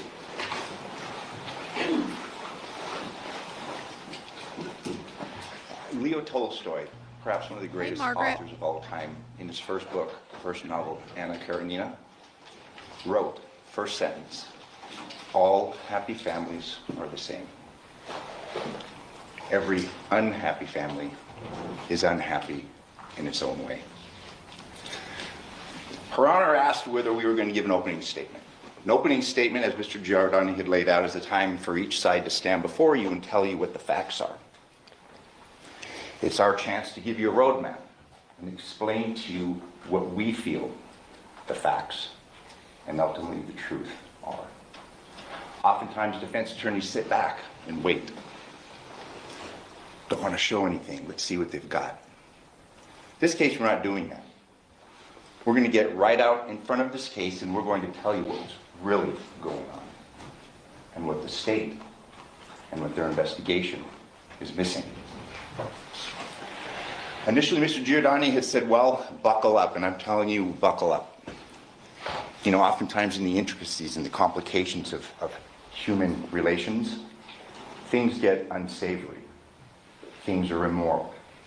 I'm going to be showing you things right now, not in a sense to offend you, to cast blame necessarily on the decedent in this case, but to give you a true picture of what was really going on with this unhappy family. Outward actions and outward statements are clues to motive. And we're going to ask you that through the course of this trial, you keep the idea of motive in mind. Motive authors actions. After the state had learned, the police had learned, concerning the death of Jonathan Willett, they began to conduct a series of interviews. And what's telling the course of these interviews is what's discussed, what outward statements are made, and how those are clues to motivations. DeVries interviewed the day of August 7th, 2023. And at the beginning of his interview, he admits that he's been drinking. He claims that upon hearing of his father's death, he'd got his drink on. But what's telling through the course of what he says and what he doesn't say, he's asked. And again, at first, and you can't blame the detectives, they're trying to do the best they can with a fairly complex situation. They're trying to get a root, a feeling of the root of the relationships between the parties. I mean, you've got Jonathan Willett, who's dead. You've got Devier, the son that's living with the defendant now in this case, Devin Michaels, and they're trying to grasp what's really going on. What's going on behind closed doors. They struggle in each of the interviews, both with Devier and with Devin, to get a feeling of what's going on. Like, what are the relationships? And they're misled time and time again by all parties. In this interview, the first of which that Devier has, they're trying to get a handle on this idea of this marriage and the relationship. And they ask him, but you're saying that you guys are married more out of convenience, not like you guys actually love each other. His response, yeah, we don't. It's not like that. It's out of convenience. But you guys sleep in the same room? His response, no. He's asked, here, they're at the home. His response, no. Are you guys intimate at all? His response, no. Devier is being asked questions who, by the way, you will learn he hated. And he's lying about the relationship that he has with his wife. There was some discussion concerning phones, and I'll tell you, anymore in this modern society, these are the key of most investigations. In fact, the statement said that's why Devier was ruled out. The location data on the phone didn't track that night to the Paladera residence. That's easily solved, it's easily explained. It was left home.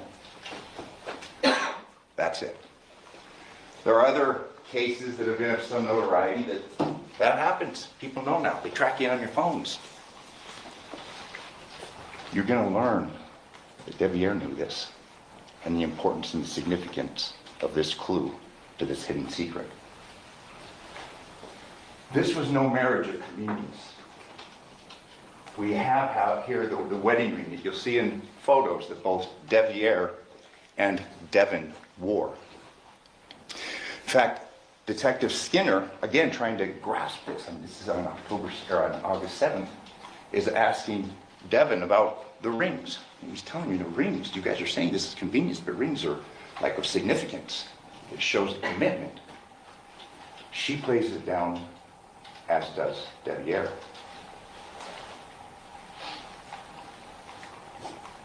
This marriage of convenience is belied by the facts. You have to ask yourself, as these facts unfold, why is Devier covering for Devier? And why is Devin covering for Devier? This is no sexless union. And again, this isn't to offend, this isn't to shock, but this gives the nature of what's really going on and why that statement was so untrue. I mean, these are pictures taken from their respective phones, and you can see the timestamps. And this will be admitted to you, and you will be able to consider this in reaching the appropriate verdict in this case. This participant, this is a voicemail, 4/27/23 in this sexless, non-intimate marriage. Will you make love to me tonight? I just want to feel you better. I just want slow kisses and touching me, kissing my body, and kissing yours. I just want some passion tonight, please. These are photos recovered from her phone that were taken from her phone, 5/17/23. And again, they're sexual in nature, and this isn't to offend. However, what detectives didn't learn is that this relationship wasn't something that was being frustrated by Jonathan moving in. This relationship had gone on for years before. See the picture of Devier, 125, it was modified, access 1227. It goes back 7 years. Driver's license, this is Devier, and if you look and take notice, I mean, this is some years before, he's 6'4", he's 185 pounds, he's a big guy, like his dad. His dad, 6'4", 205 pounds. We had spoken yesterday. Devin Michaels was in the porn industry.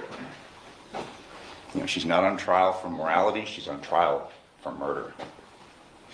She had AKAs given her line of work. Devier was into that. He knew that, he appreciated that, he pursued that. And this illicit relationship began before the relationship had ended with his father. It was done behind his back. Text between Devier and Devin. See, notice the photo, it's that same photo I showed you. 19-year-old, he's now 20. Girl, you had me mesmerized last night. You don't have to change a thing. Like that night was hands down the most sensational feeling I've ever felt since I lost my virginity. These are expressions of a passionate 20-year-old young man who's in love with a porn star.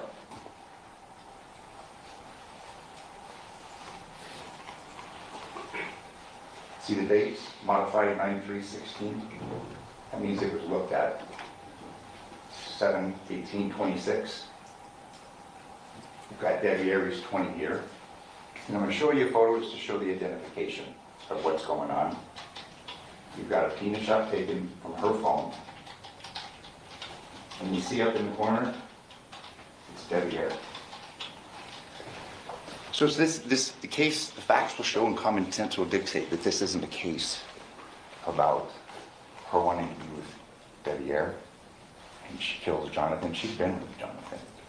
What happened on August 7th, 2023 is Debbie Ayer was getting kicked out. He was no longer going to be a part of this relationship because Dad, the dad he hated, was coming in and not only taking his home, but taking his wife. Again, 2016, and this shows the length. And this isn't everything, but we're trying to just present this to you now so you have an idea. You can appreciate the motivations. Tracy, you put the biggest smile on my face. You haven't seen it already. You are the first thing on my mind in the morning, but I can't kiss you in the morning Saturday. But boy, when my lips touch yours, it feels like time stops. For you, my heart races 1,000 miles and never skips a beat. When I have you in my arms, you may as well start a fire in my chest, because no one can make me feel like a melting stick of butter, like you at your best. Just wanted to say you truly outdid the rest. This is 7 years before. Don't worry, at one point I'll be laying next to you, playing with your hair, scratching your back, and whispering something romantic in your ear. Again, the dates are telling.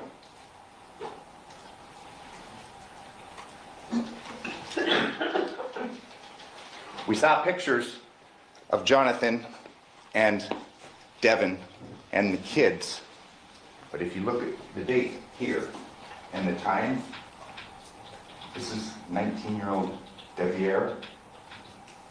Jonathan's not in the picture. Same time frame, you see. Screenshot, 8/23/16. They're a couple. And they're a couple behind Dad's back. Same photo, same time frame, modified 5/9/22.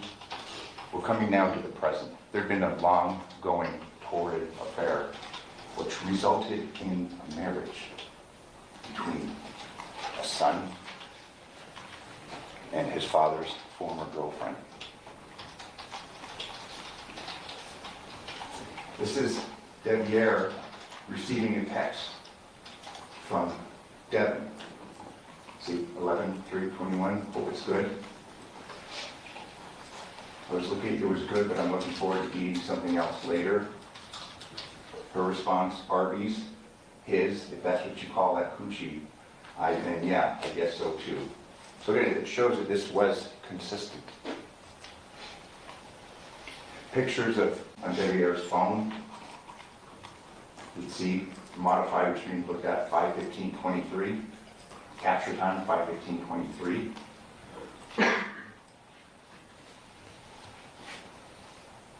Again, the date 5/15/23.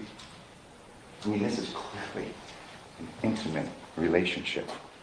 It's not for the kids. It's not for these perceived medical issues. Debbie Ayer is in love with Devin. Captures on his phone.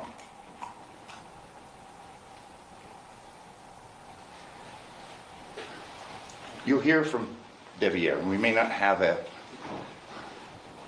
moment that we discussed yesterday where, I can't take it, I did it. Look at the motivations and why people say what they do.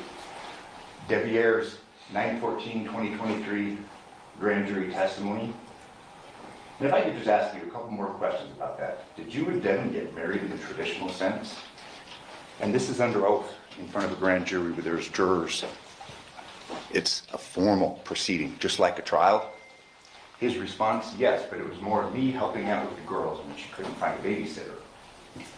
So I figured, well, we both kind of sat and talked about it. When she has to go to work and can't find a babysitter, I could be there. She also has a whole bunch of medical problems, and it's very expensive to keep the girls at daycare when she's sitting in the hospital, so I would normally be there to watch them. Okay, and I'm sorry to ask, was an intimate relationship that you were in with Devin at some point. And now we start seeing they've got the phones. Metro and the Henderson Police Department are doing their investigations. His response changes, but nonetheless, it's still not truthful. Yes, after the first year, it started to get intimate. They were married November 21st, 2021. So if we're to take Devier at his word, they got intimate after the first year. That gets us to November, December of 2022. The lie, and the facts show it. Did it remain intimate up until the time of your father's death? Yes. Movement, but still, there's the clues that give way to the secrets that are being concealed, and the motive for why. In this initial interview, okay, so then you knew he was moving in, and she told you that you were gonna have to move out. And this is after he's had a few drinks, probably a lot. His response, recently, yes. It was kind of a short notice, but yeah, and I mean, I know the person he is, and he's referring to his father. So I was like, okay, whatever, I'll deal with it. Okay, and you were gonna move out? Did he knew that you lived here, or didn't know that you lived here? His response, no. He knew I lived here. When you look and when you weigh the evidence, you have to ask two things. Why is he saying these things? Why is he denying knowledge of getting kicked out? And this hot and heavy and sexual relationship that he's having with Devin. It changes now. 9/12/23. I didn't know that he was going to move in. He's eliminating another motive. I didn't know what they were attempting to get over here. I didn't know that they were attempting to get remarried, or not remarried, because they were never married, attempting to get married. Again, we do get a glimpse of the truth, but he's denying that he knew that his dad was moving in, and then now he's apparently saying he didn't know they were getting married too. Well, he knew his dad was getting moved in. And he knew that they were getting married. He's out. 9/14/2023, grand jury testimony. Again, this is Devier. Okay. Oh, I gotta stop and pause real quick. Thank you, Miss Donnie. Donnie, I gotta give you some sparkle, girl. Thank you, Donnie, for the Cash App. She sent me a Cash App for some afternoon coffee. Thank you, ma'am. Let me give you some sparkle.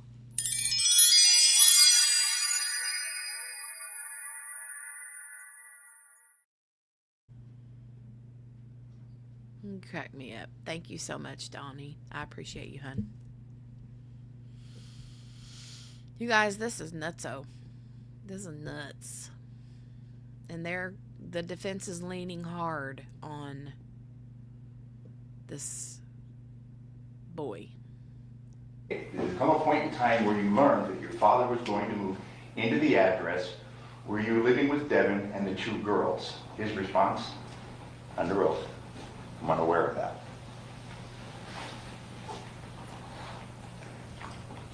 Okay, did you become aware of that? After I talked to the detective, yes. Oh, okay, so that's something you learned after your father's death? His response, yes.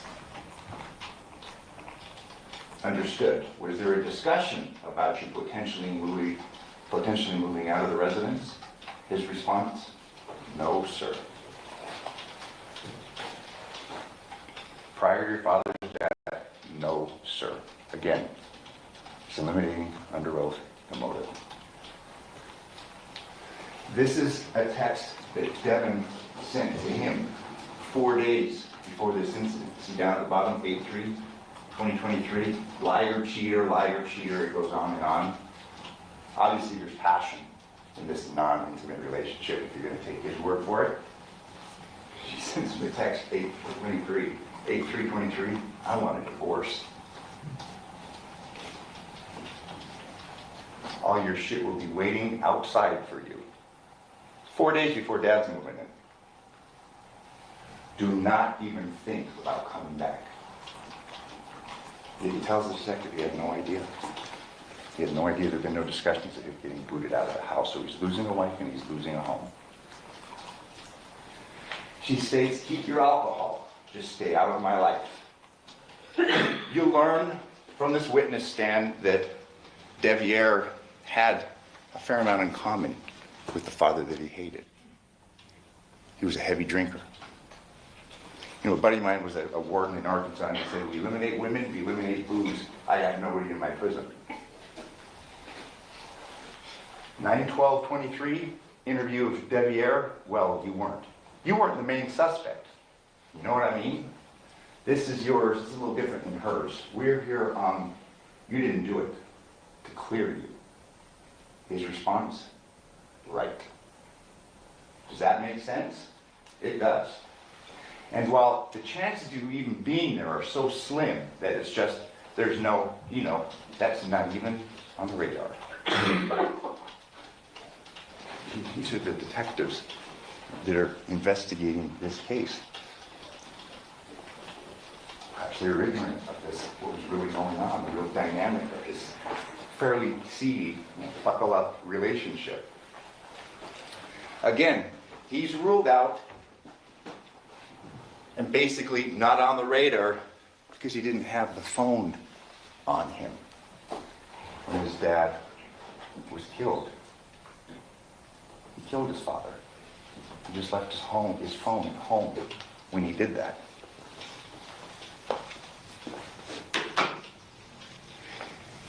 He's been very clear through his interviews that he worked at home trials. He has extensive knowledge of home security systems. And we all know that most home security systems, there's a phone element to it. It caches on your phone. You have a Ring camera, Arlo, any of those. Phone-based. And Deviere has a substantial amount of technical knowledge. He also installed home entertainment systems. Then you've had speakers put in, TVs put up. You got tools. Generally a Sawzall, an electronic knife, an electronic saw when it cuts through the drywall and through 2x4s. We know how that's at least one of the two instruments that was used to remove his father's head.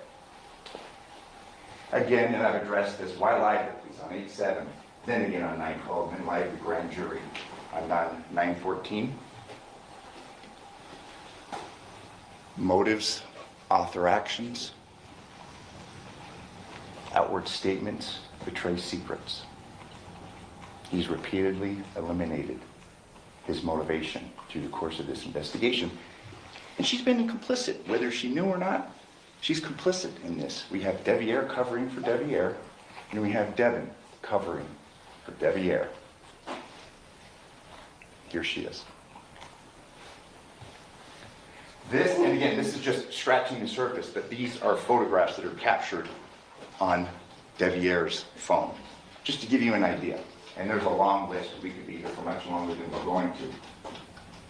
You know, he's not on any cameras. Well, yeah, that's what he does for a living. He's aware of, these are security systems. He installs them. He's aware of the angles, what they pick up and what they do. And it goes on and on. But like I said, I won't keep you here for the rest of the afternoon, but these are all, and this is just scratching the surface of what's captured on his phone. I mean, this is sophisticated stuff, and he has sophisticated knowledge. He's taking photographs of all this as part of his work. This is his handiwork.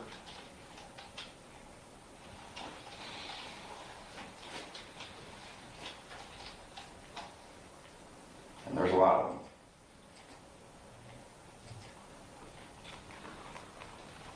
I would submit to you that the facts will show and common sense will dictate he knows how to stay under the radar.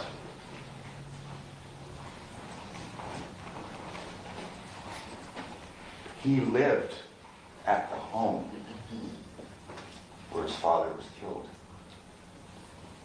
It got too bad between him and his dad. He refers to that house in the Paladera residence with Yoko and her significant other and his dad and Andrea. Jonathan's prior girlfriend was there. He talked about it being a shit show, a madhouse. He lived there for more than a couple of years. He knew how to get into that house and get out of that house. I'll thumb through these. And again, this is captured on his phone.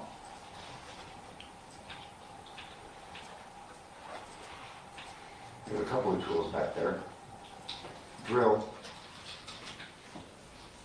This is the home that Devin and Deviere were living at prior to him getting kicked out. It's right here. It's on Porcupine.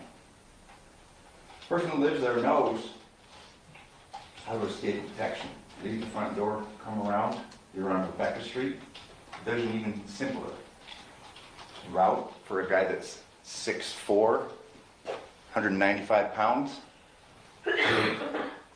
Right out the back door. But you're wondering what it looks like with 30 and 39. This is like there. Yeah. The results of the autopsy, homicidal violence, there's no real cause. No one knows for sure. Could have been a shooting.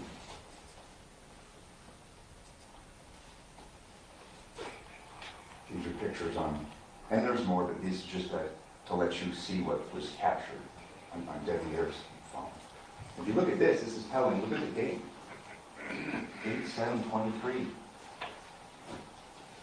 Modified that meant it was looked at the day his dad was killed, or the afternoon, the night following his dad being killed. We looked at that. These are swords that were found in the Porcupine residence.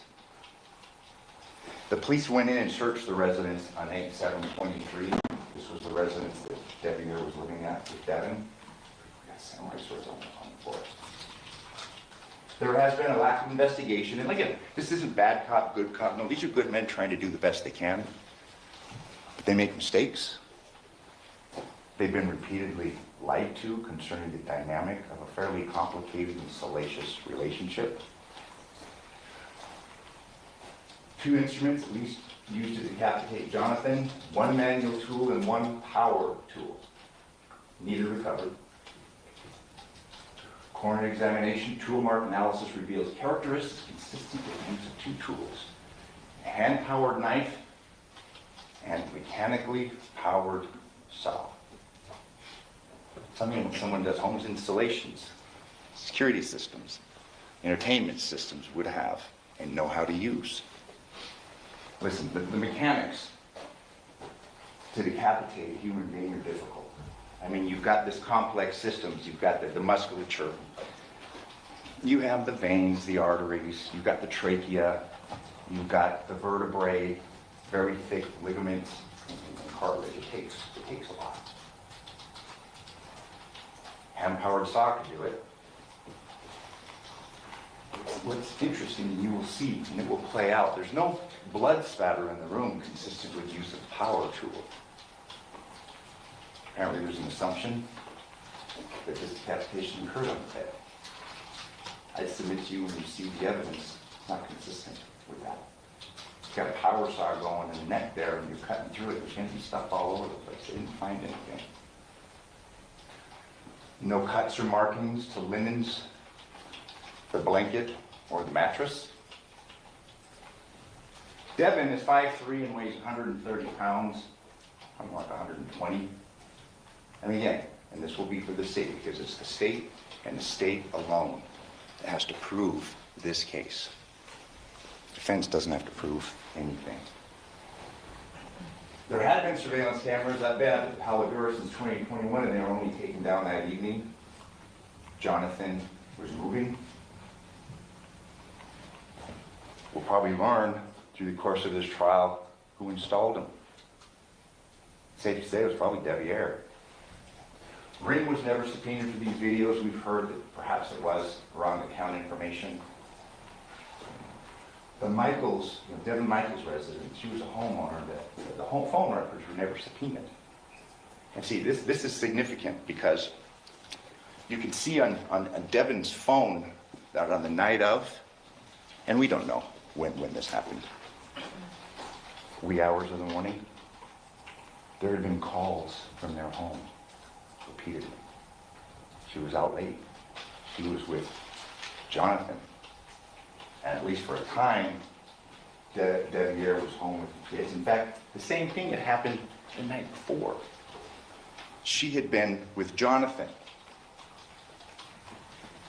till 1 a.m. the previous day as well, when Devier was presumably home, probably drinking. There's no blood or DNA analysis of the swords, the porcupine rim, but again, too, we don't take issue with it. Probably a sawzall or another hand-powered saw was used. No gun residue testing of either Devin or Devier. No gun residue testing at Paladera. No blood on Devin's clothes when Yoko sees her at 1 a.m. It was actually Yoko's habit to come down from downstairs. Jonathan's room, the room he was moving out of, was downstairs. And through the cell phone analysis, you're going to see that it was somewhat of a shit show at that house. It was a very cantankerous relationship between Jonathan and his mother. Don't drink, you're going to get pulled over. The autopsies results will show that fatty liver, and the guy's a heavy drinker. He had GHB in his system, he had marijuana in his system. The issue about the car keys and the wallet, Social Security guard being at the house that he's moving into, given not only Devin's concern, but Yoko's concern. For most people, that may be a big deal, significant, where this guy, getting loaded, driving regularly, got to take his keys. Cell phone, part of the bunch. He was moving into that residence, and that's where the police found these things. That isn't evidence of motive, not evidence of murder. There is no blood on Devin's clothes when she goes through the CVS drive, through the pharmacy. Their kids were home. They were home the prior nights. They were living with Devin. There had been a custody dispute, but that had been now resolved through the rekindling their relationship. She lied about the sex that she was having with Devin, or Devin lied about the sex she was having with Debbie Irvin. Devin lied about the sex she was having with Jonathan. There's no blood on the clothes investigators recovered from Devin's house. There's no blood on her. And I'm going to show you the video in just a few minutes that the state had showed, the still. This is the night before he is dead and decapitated. Watch that.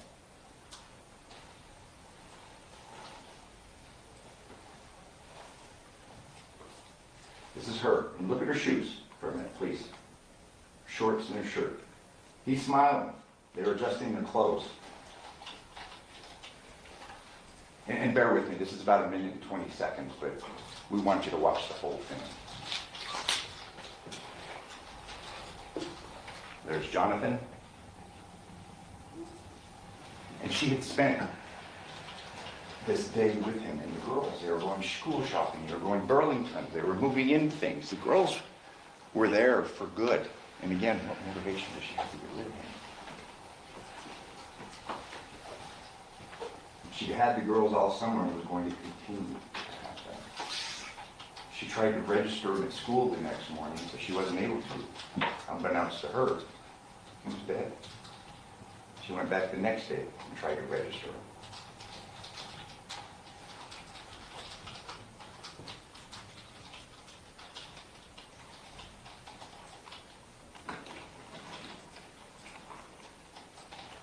Look at his face. They're smiling at each other. He's smiling at her. Thanks, Mike.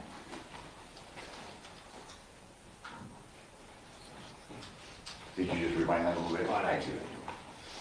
Here we go. Look at his face. Thank you. Oh, we skipped something. Just a second. Can we forward this just towards the end of it where Devin's walking out? Again, look at the shoes. And this is before this beheading that the state's saying that she did. There goes Jonathan, and there she goes. Look at her shoes. Look at her shirt.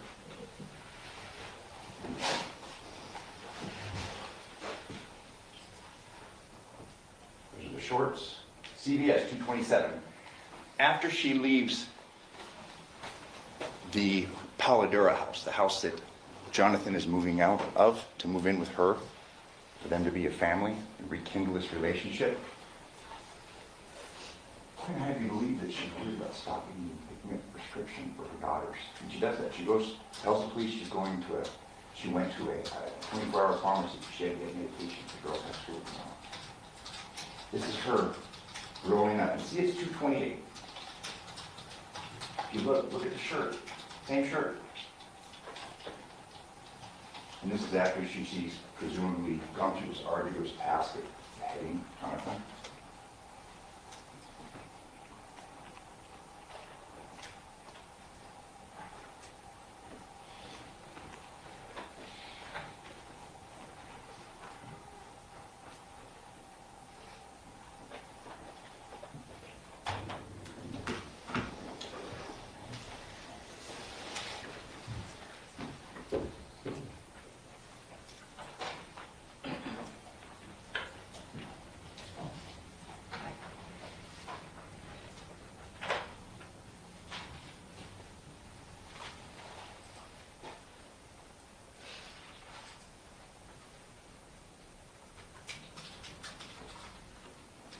She has the wherewithal to get a prescription after supposedly beheading a man.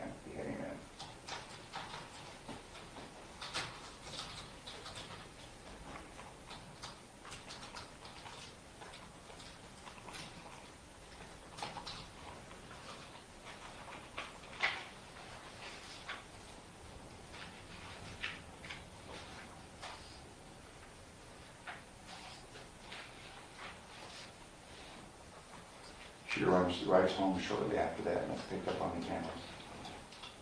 This is the home. The police enter and photograph hours after this murder is alleged to have occurred. See down here on the right? See the shoes?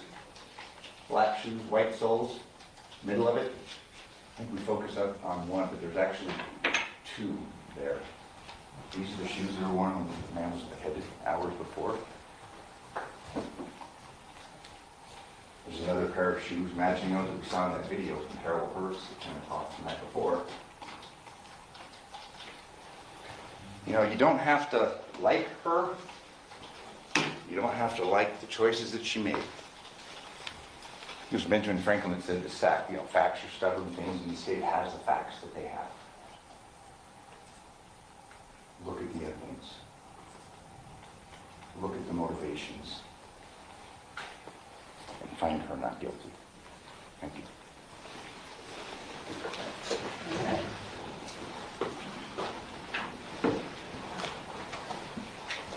Steve, are you prepared to call your first witness? Yes, Your Honor.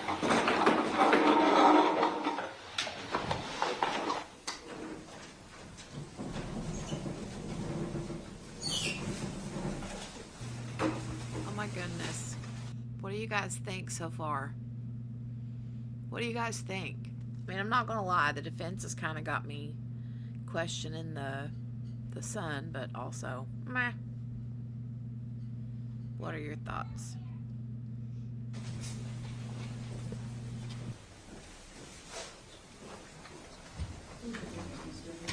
Officer Cooper, Your Honor. Sorry, Officer Cooper.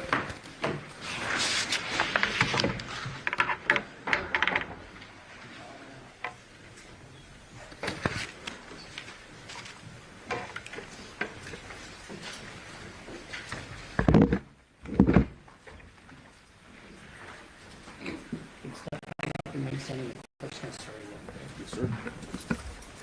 How you doing? You solemnly swear or affirm the testimony about this action shall be the truth, the whole truth, and nothing but the truth, so help you God? Yes, sir.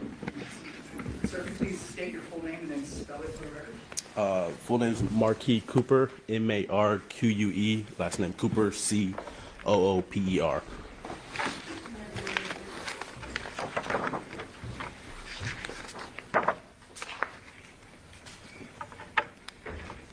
Good afternoon, sir.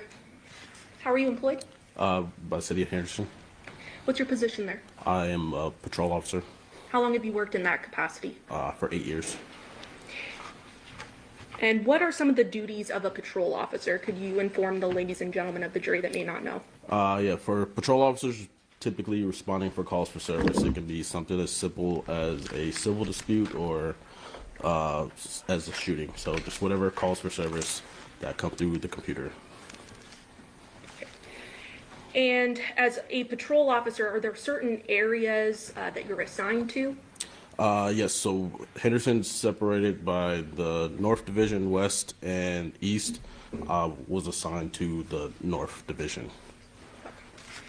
And in those, also in those North, they're separated by what they call beats or areas, which is, they're numbered on ours. It's 1 through 7 for the North.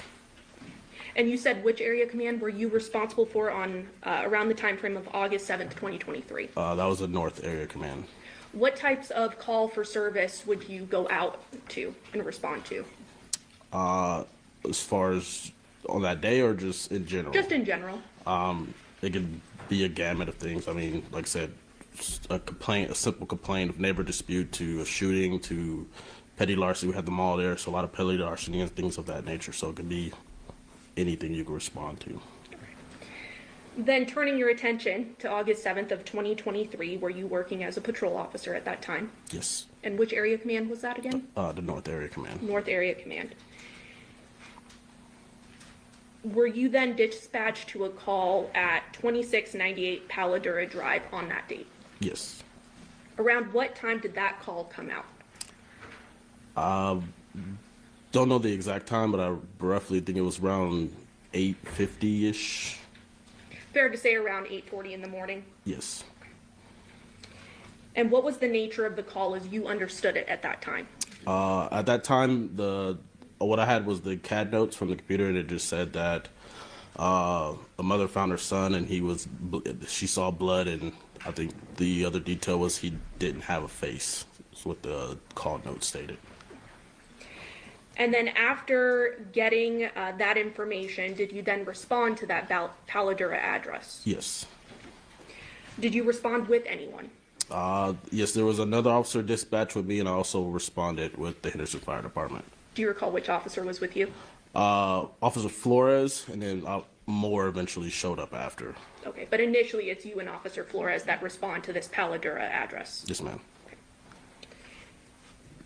When you responded to the address, were you in a marked patrol vehicle? Yes. Okay. How is it that you responded to the scene? And specifically what I'm wondering is, did you roll code? Initially I started code, but I was close by, and then I shut down just because I was close by and it was more safety reasons. Can you inform us what rolling code means? That is lights and sirens. How long did it ultimately take you to get to the scene once the call came out, would you say? I don't know the exact Was time. it hours, minutes? No, a few minutes. And when you did arrive to the scene, were you wearing what's called a body-worn camera? Yes. And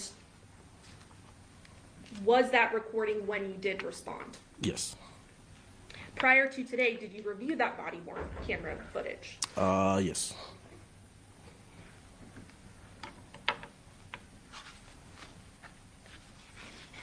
Your Honor, permission to admit State's Exhibit 2 that I believe has been previously stipulated between the parties for its admission. Absolutely, no objection. Okay, states two will be amended? Your Honor, permission to publish that exhibit? Yes.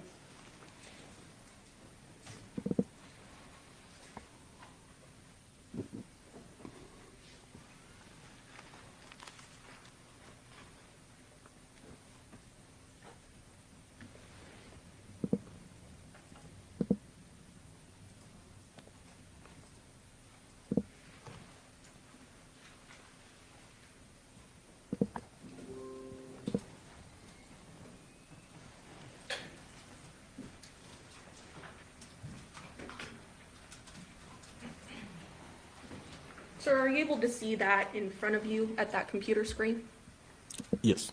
Okay. And what does that appear to be? You sorry, what'd you say? In front of you, what does that appear to be on the computer screen? My body cam footage. Okay. And specifically looking at the top right-hand position, do we see a date there? Yeah. And what does that date say? 8721E3. And would that be August 7th, 2023? Yes. And is there a timestamp at the start of this video? Yes, 8:46 a.m. And about 13 seconds? Yeah. I'm gonna go ahead and play the video from the beginning. And specifically fast forward to about the minute mark.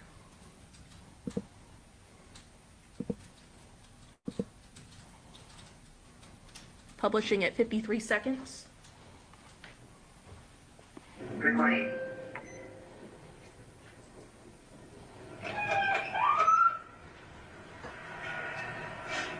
And I'm gonna pause it there at 108. That siren we heard, is that your rolling code, as you would call it? At this point, I was just trying to get around so I think there were some cars blocking. I was trying to get around to. Understood. Playing again from 108. TRS 52 visual. I can do one deliver from a paramedical call and it's the number on service, but I wasn't in the call.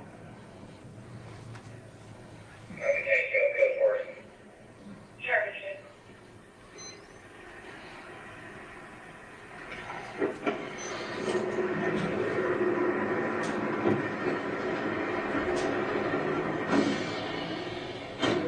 And I'm going to pause the video at 1 minute 36 seconds. So when you approach the scene, the 2698 Paladura Drive, are there already people at the residence? Yes, the Henderson Fire Department, and there was somebody outside. I don't know who that was. But it was a fire department response prior to your response? Yes. Okay. And is this you obviously walking towards the residence? Yes. Playing at 1 minute 36 seconds.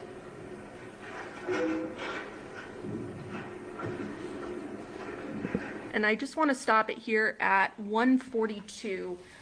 Is there anything unique about sort of the garage area that you saw when you were walking up to the residence? That it was just slightly cracked. Playing at 142.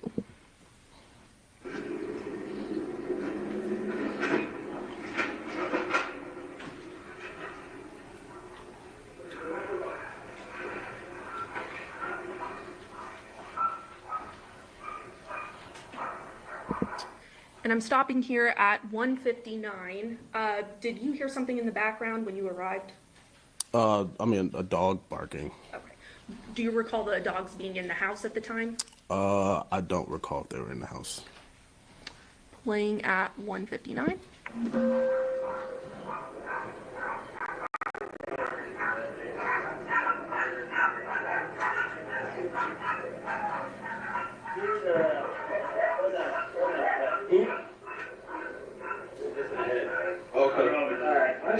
Let's lock this down then. Stopping it at 2 minutes 19 seconds. Was that your voice there, sir? Yes. And what did you say in that video? If it was missing head, let's lock it down. Okay. And what does lock it down mean? Meaning there's now a crime scene, so we kind of push everybody out and freeze that area, to limit access to the house, essentially. The initial response was not necessarily a response to a crime, is that correct? Not initially. It was to see, essentially respond to what was being called into as someone that needed potential medical aid, is that right? Yes. But once you saw this, you determined it appeared to be a crime scene and you locked it down. Yes.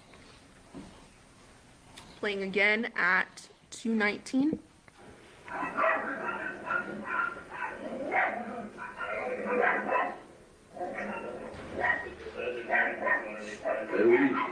Lock this down, let's FI down. And I'm going to stop right there at 2 minutes 32 seconds because I hear another term that we may not know. What does FI mean? FI is a field interview, so essentially we'll gather information, name, date of birth, things of that nature. It's a field interview of people involved. Okay, and that was because you had seen, I believe we saw earlier in the video, 2 individuals that appeared to have lived in the residence that you wanted to do an interview of, is that right? Yes. Playing again. I mean, oh, sorry, that was very loud. I mean, I think it's pretty safe to say that if there is no head, and I'm not trying to be funny here, I'm being honest. I'm pretty sure it's safe to say if there is no head, there is no medical intervention needed. Correct? Donnie, I think that they've never found it. I don't know if they found it afterwards, but I don't know. Can you tell the people hi? What? Come over here and say hi to the people. Hi. Say hi. Hi. All right, let's get back to it. All right, scoot your booty, ma'am. Scoot your booty. Okay. Get your tablet. Hey, Mom. What? L-O-I-M-N-I-A-I Yes.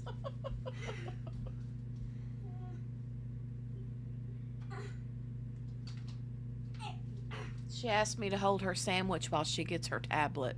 Here. Thank you. Hey, Mom. You're welcome. Oh. She said, thanks, Mom. Okay, here we go. At 2:32.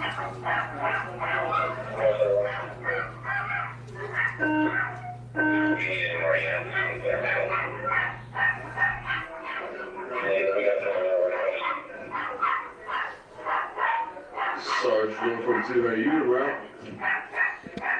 Stopping the video at 2 minutes 50 seconds. I hear you on your radio. What are you doing at that point? At this point, I'm just making sure, due to the nature of the call, making sure the supervisor is on his way. And who was your supervisor that you were reaching out to? Sergeant Shields. And is that typical protocol to reach out to a supervisor in Yes. this type of situation? Yes. Okay.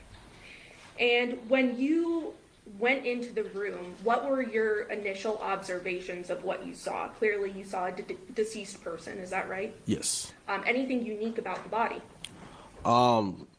I think initially, obviously, that it was decapitated, and there wasn't much blood initially that I figured it would be, and also there was like a strong, like, chemical smell inside that room. Was the first initial things that were surprising to me.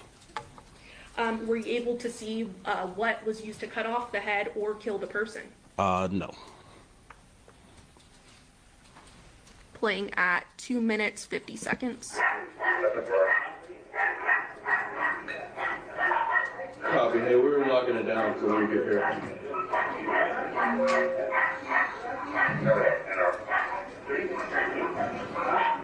No, 71. Hey, when you get here, can you grab a crime scene log? And stopping at 3 minutes 8 seconds. What is a crime scene log? Crime scene log is, once we determine it's a crime scene, it's pretty much a document to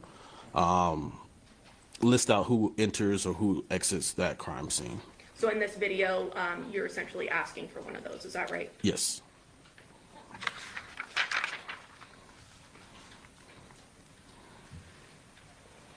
Playing at 3:08.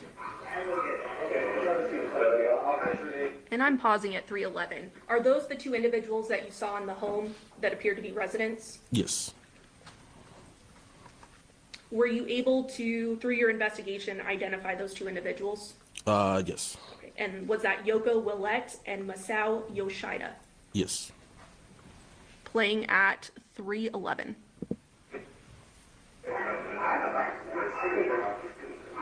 Anyone else?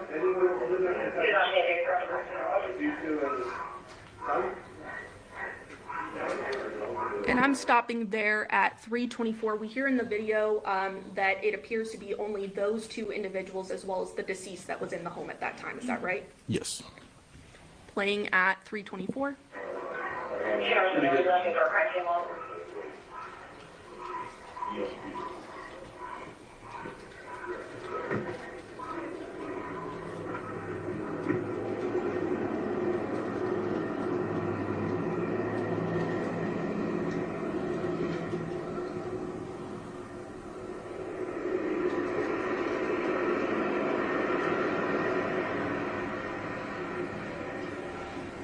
stopping the video at 3:55. So essentially, after you are locking down the scene, calling your sergeant, and the investigation is underway, what do you do at this point? At this point, we're just waiting for the sergeant to get here. We're eventually going to set up some crime scene tape and start that crime scene log. Court's indulgence. Your Honor, the state will pass the witness. Charles? Yes, thank you.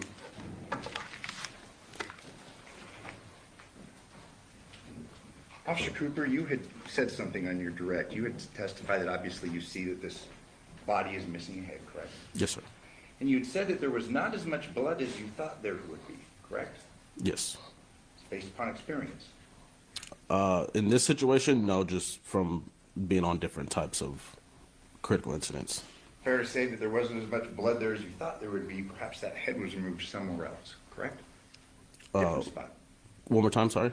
I said fair to say that based upon you not seeing as much blood as you thought there would be, reasonable assumption is maybe that body was decapitated somewhere else other than where you saw it laying in bed, correct? I'm not sure if it was moved or what, just on my initial, it didn't seem. Okay. You'd also testified that when you came into the residence, this smell hit you. I think your testimony was it was a strong smell, correct? Yes. Now, there were two other occupants at 849 when you arrived. It was Yoko and the couple that was sent in, correct? Yes. Was there ever an indication or a statement made to you by either one of them concerning the strong smell in the house? No.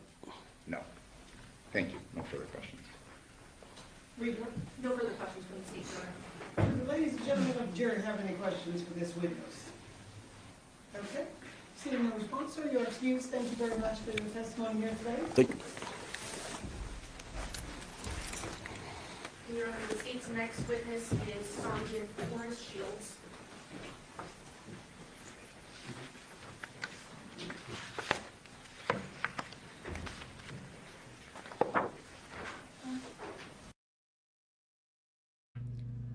So QB, hold on a second. Sorry, I had to move my mic. I'm not sure if this was the parents' house, if like they lived with the parents, or if the parents lived with him. I don't know what the situation is, but it's weird, right? Because Morgana's right. Taylor Shabusiness did the beheading of the victim in the victim's parents' house down in the basement. Creepy. Creepy.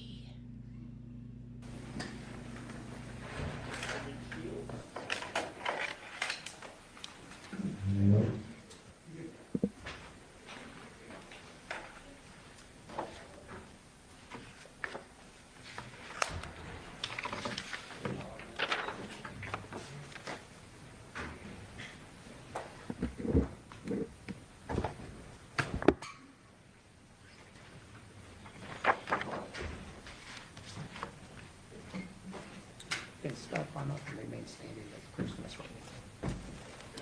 Good afternoon. You solemnly swear or affirm the testimony you're about to give in this action shall be the truth, the whole truth, and nothing but the truth, so help you God? Yes, I do. Yes. Now, sir, could you please state your full name and then spell it for the record? My name is Forrest Shields, Forestshilds. Good afternoon, sir. Good afternoon. How are you employed? How am I employed with the Yes, city sir. of Henderson? I'm a police sergeant. How long have you worked as a police sergeant? As a police sergeant, approximately 2 years, but as in law enforcement,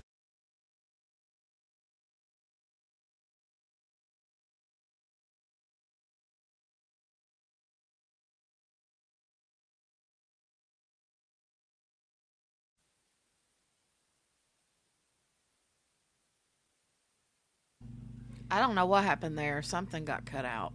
And then they like ended the video and we need the part. Oh, hold on. Let me go see if I can find it.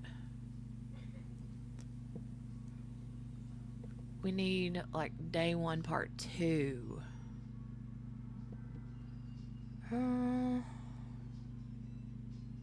Here it is. years on our SWAT team, is a training coordinator, ATL on the team, assistant team leader. And then from there, I tested out and promoted to sergeant and went to patrol as a patrol sergeant. And currently I'm assigned to our police academy in charge of training all the new recruits that are coming into the department. That's an awesome responsibility, right? Yes. So then turning your attention to August 7th, 2023, were you working as a patrol sergeant at that time? Patrol sergeant, yes. Okay. And what are some of the duties of a patrol sergeant? Well, patrol sergeants, they typically have approximately 10 patrol officers assigned to them, and you have a specific area of the city that you're responsible for. This was a North Area Command, and you basically monitoring calls that they're going on. The patrol officers are actively patrolling their areas, responding to 911, emergency, non-emergency calls.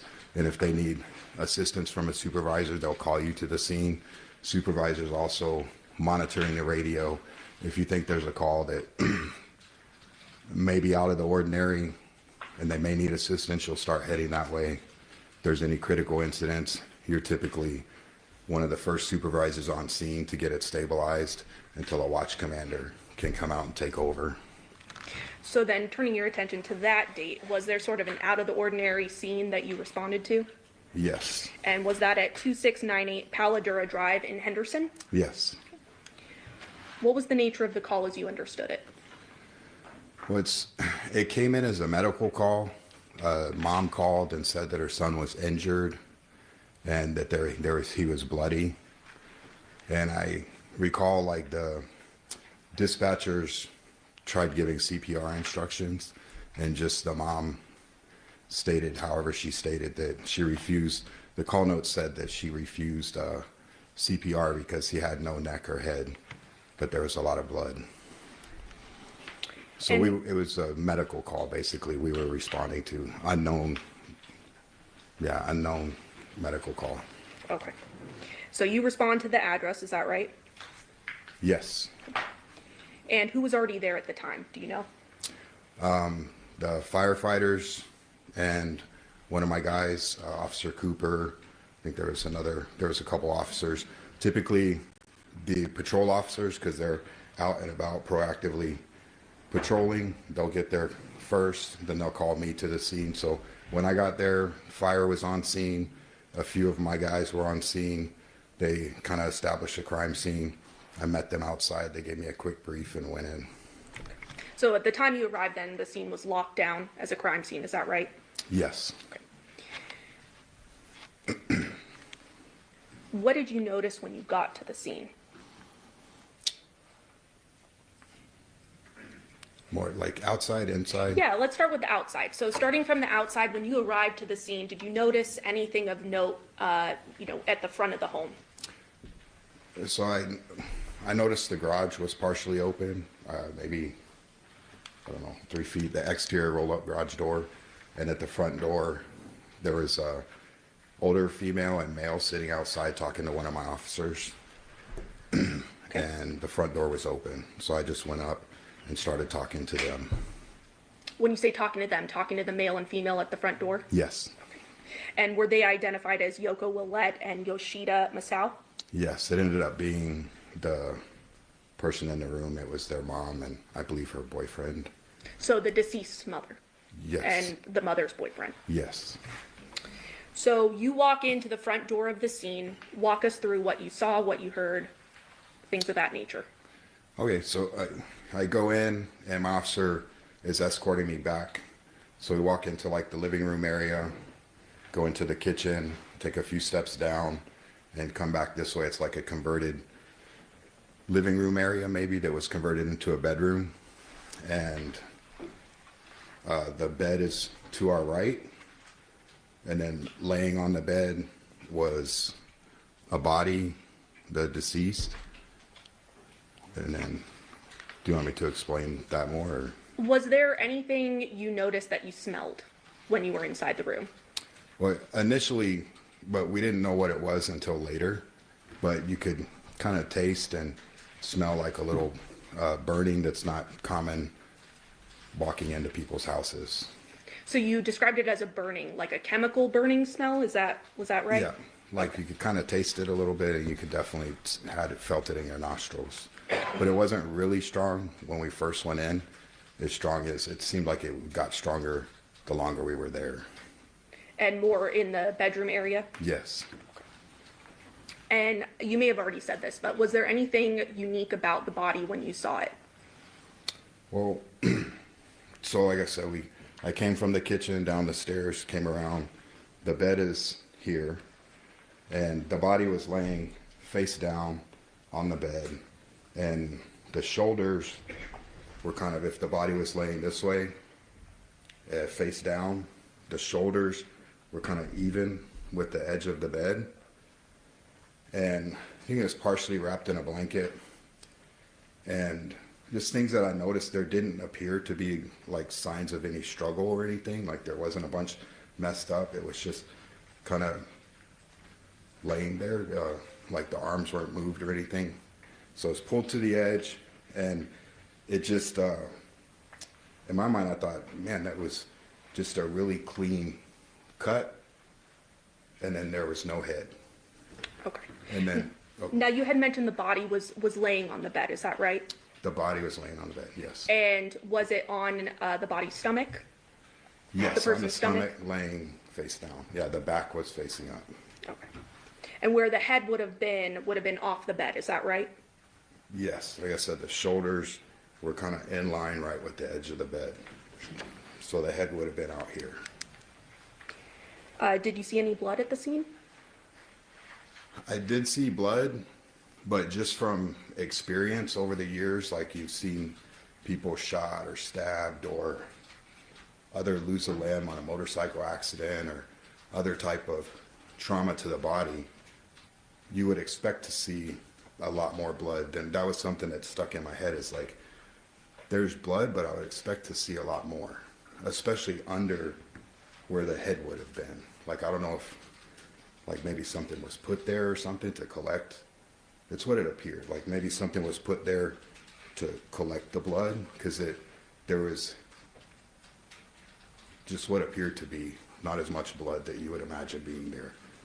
So no blood spattering, things of that nature that you might Right. normally I remember there was blood on the mattress to the right of the body, and then a small, I mean, I don't know if that's small, I think there's a small amount of blood on the floor. And then, yeah, looking around, the wall wasn't very far away. You would expect to see some type of cast off, spatter, blood anywhere, but it appeared like a very clean scene, other than the body, the blood, the little blood. Now the color of the blood, was it unusual? Yeah, typically, I mean, blood is pretty obvious, like we've all seen blood, but this one wasn't like the typical fresh red blood. It was more of like a black color. And that's not normal based on your training and experience from what you've seen with bloody incidents. Based on my experience and being at other crime scenes, with, you know, the time lapse, no, not common and not consistent with what I've seen in the past. Now, you mentioned to us that you have 28 years of law enforcement experience. Yes, Was this the first decapitation you responded to in your career? I was thinking about that. I can't recall another decapitation. Something you would probably remember if you did see it before, right? Yes. So it's not your everyday event that you see something like this, right? No. Did you inspect any other rooms other than that bedroom where the body was found? Yes, so after seeing that and just thinking about the blood, I went around. So if you go around the bed, back there's kind of like a little hallway that led into a bathroom. So I walked into the bathroom, and before I went to the bathroom, I remember having to step over 2 bottles of like cleaning, liquid cleaning bottles, some kind of Clorox or that type of thing, bottles laying on the carpet. prior to getting to the bathroom. So stepped over those, went into the bathroom because I was wondering maybe if there was be blood in the sink or blood in the bathroom or anything, but nothing appeared. There didn't appear to be any blood in there, and didn't appear to be any signs of struggle in there either. So the other things that I noticed that the mom had said outside, I confirmed what she had told me, where she said when she came downstairs, she thought it was weird that the dogs were locked out, and the interior garage door, the single door, was propped open, and then the exterior door was rolled up. So when I came out of the bathroom, I noticed that the interior garage door was propped open, the exterior roll-up door was part of the way up. Okay. Now I want to turn back to the body that you saw. Did you notice anything peculiar emanating from the body? It was actually pointed out by one of my officers on the scene. I was kind of by the foot of the bed, I think, and he said, "Hey, Sarge, this guy is smoking." And I was like, "What?" He said, "This guy is smoking. There's smoke coming from underneath him." So I go over there and see he's shining his flashlight. You could see kind of smoke coming off of the body, or what appeared to be some smoke coming off the body. So I told my officer, I said, "Hey, get a camera and start taking pictures of this scene," because in my mind I'm thinking, if this catches on fire, we need to get as much photos as we can before we lose the scene to a fire, and then firemen shooting water all over everything. So let's try and get as much photos as we can. So then we get closer and he's shining his light, and then you can really start. It was coming, like I said, if he's laying face down on his shoulders, it was more coming from like under him, around like from like the chest area? Yeah, from between like the bed and him. So that's why I didn't know, or is this something that's going to start on fire? But then once we got closer, taking a closer look, that's when you could really smell, and it burned inside of your nose, and you could really taste it. So I'm like, hey, we got to clear the guys out of there. This is some kind of chemical that's mixing. Okay. Did you eventually then get a statement from Yoko Willette, the deceased mother? I talked to her. Okay. I didn't get like an official statement like a detective. You spoke with her. I spoke Is that right? with her. What did she share with you? She shared with me that she last saw them. And it's not being offered for the truth of the matter asserted, it's just for the investigation and what led to the investigation.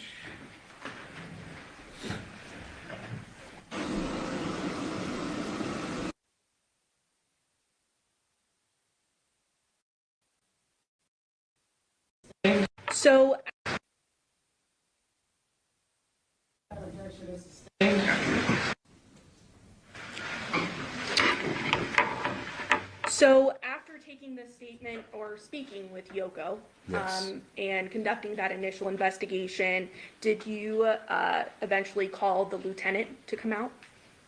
Yes, the patrol supervisor, yeah, that's your job. You get there, make sure the crime scene is locked down, taped off, so all the evidence and the crime scene's preserved. Then that's why I spoke to her to get a brief story, so I could report up my chain. So once I get the story, my guy's observations, the story from mom, I put that together. I call my watch commander, and then we make notifications to get detectives and crime scene to come out to the scene to hand over the investigation to them. And did you learn through your investigation that there were children as well involved? Yes. Okay. And were you attempting to locate those children? Yes, and that was because the mom had, and part of my conversation with her, said that he was supposed to take the kids to school. Okay. And I believe you mentioned there was crime scene tape that was put up around the residence to lock it down as well. Yes. Okay. And while you were waiting for the lieutenant as well as other investigators to arrive, did you also still investigate the scene and look around for different things of evidentiary value? Yes, the male's truck was outside, so we moved the crime scene tape around the truck. Noticed, I think, what we thought there were spots on the driveway that we thought may be evidence. So Yeah, and at that point, I kind of break away once it's secure, and then I start kind of getting my thoughts and the information put down, because when the detectives and crime scenes show up, it's my responsibility to give them a brief when I turn over the scene. And as part of your duties as well, did you initially send individuals, other officers, to canvass for different surveillance footage as well? Yes. Yeah, that's kind of standard protocol on the crime scenes. Once you have everything secure, your extra officers go out, try and find witnesses. Other officers go and try and video surveillance that may have caught something. So you mentioned that you were putting together a brief for this case, is that right? Yes.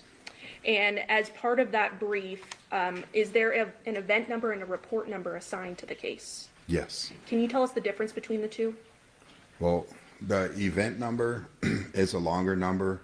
It's the year, the month, the day, and then the number of calls in that 24-hour period.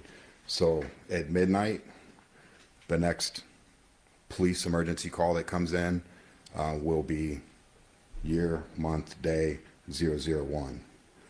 The 10th call will be 0010. So that's how the event numbers cover the 24-hour period of police work. And then the report number covers the annual period of police work for police reports taken. So it'll start with the year and then the number of report it is. So January 1st, 1201, the first police report taken will be, for next year, will be 26, 4 zeros and a 1. Okay.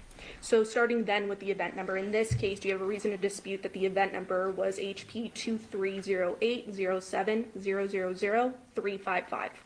No. Okay. And the report number for this case, do you have a reason to dispute it being 23-15229? No. Does that sound correct? Yeah. And so while you're doing your briefing, eventually detectives and crime scene analysts eventually show up to the scene. Is that right? Yes. And after they showed up, what did you do? So they showed up. I let them know about the chemical smell, the possible hazard, and the smoking. And then, like I said, I give them a brief. Basically, I write up. It has the report number, location, the rescue that was on scene, their information, the initial patrol officers that made entry with them, the time they made entry, then the information of the deceased, the information of the other people in the home. It's just basically like an overview of what we have. And then that there was no obvious weapon on the scene, and just kind of some of the abnormal, typical things that we talked about already. And so after you give this briefing, does your role cease at that point? Yes, that's when, if they have any questions, they would ask questions. Then I do a walkthrough with them, showing them where my officers went, what we did, things that we thought may possibly be important, and then turn over the scene to them, and then we move out, and then they handle it. So I would then look at my staffing and see how many people do I need here for this. For sure, one for the crime scene log up front, and then I start clearing guys off the call to go clear up other calls that are pending. Thank you. Court's indulgence. State passes the witness, Your Honor. Yes, thank you. Sergeant Seals, you've been employed in law enforcement for 28 years. Yes, sir. Worked your way up. Yes, sir. You're an instructor. Yes, sir. A lot of experience. Yes. You testified that you've been in multiple crime scenes through these 28 years. Yes. Fair to say that, a severed appendage, an arm or a leg is going to bleed, but a head, I mean, there's got to be a lot more blood going on there, correct? One would assume. You would think so.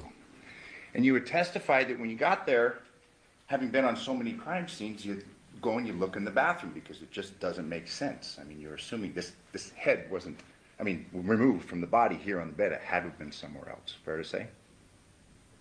No, I didn't say that. It seemed like, because the shoulders were pulled to the edge of the bed, it appeared that it was done there. But I was looking to see, because the shoulders pulled over here, it didn't appear that it was done somewhere else. But you said you went and looked in the bathroom, correct? Yeah, to see if there was like cleanup, signs of struggle or something. Blood? Yeah, blood from while washing your hands. Because I looked in the sink around the ring and didn't see anything that... Based upon the blood markings on the bed, it was clear the body had been moved. I can't say that. Okay. Can't give an opinion one way or the other? Well, the body was here. There was blood on the right side of the body. And like I said, directly under where the shoulders were, there was an area of blood like that. But I don't, yeah. But you testified things just didn't seem right, and that's why you went and you looked in the bathroom, correct? Yes. And, I mean, you'd agree with me, you talk about a bucket, I mean, that's just, you're speculating. I mean, you're hypothesizing, fair to say. Absolutely. And fair to say that you can't say. I mean, something was wrong, so you went and you looked in the bathroom, correct? Based upon what you saw. Based on what I saw, like I said, that is speculation, but it's like what made sense with the way that the blood was, the body was, lack of blood on the thing, the shoulders lined up with the side. And part of me going into the bathroom also is just before I turn things over to detectives, I want to make sure that I checked everything in case they have questions for me. Fair enough. But again, you would have expected to have seen a lot more blood, correct? Had Yes. the head just been chopped off or sawed off or however removed there, correct? If they were alive at the time, you know, because typically when I have seen those injuries, if you're alive, your blood is pumping and it squirts. It's, you know, I've seen a guy cut his neck and it squirts. All over the place. Have you ever had any cases If they're where alive. have you ever had an experience though where a head's been cut off with a saw? Oh, people were dead. Not that I know of. Okay, so we don't know then. Fair to say? Fair to But you say. went and looked in the bathroom, correct? Yes, sir. Thank you. No further questions. No further questions, Your Honor. Ladies and gentlemen, if you have any questions, sir, you can write your question on a full sheet of paper with your name and your juror number. Can counsel approach?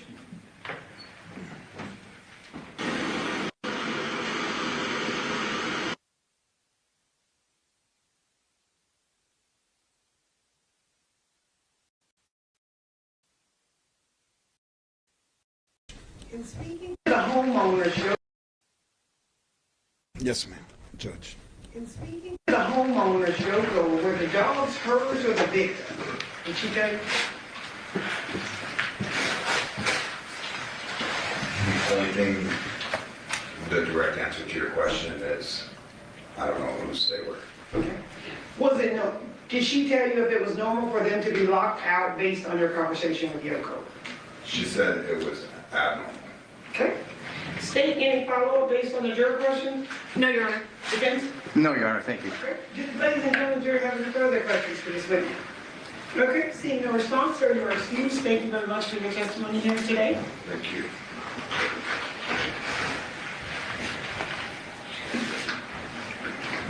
Okay, ladies and gentlemen, the next witness is going to take a little bit of time, so we're going to take a brief bathroom break, and the next witness will take us through the rest of the day.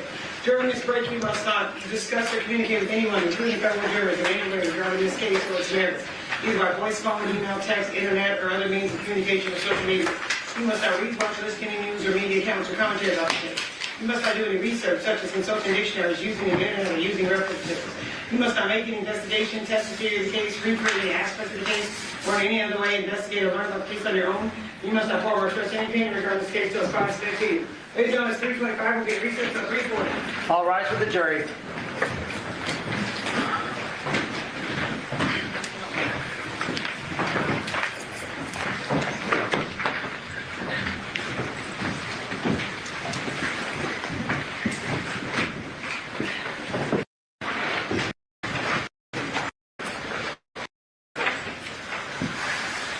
And record effect for outside presence of the jury. Do you guys have any matters outside the presence? No, ma'am. All right. All right, we have recess at 3:40.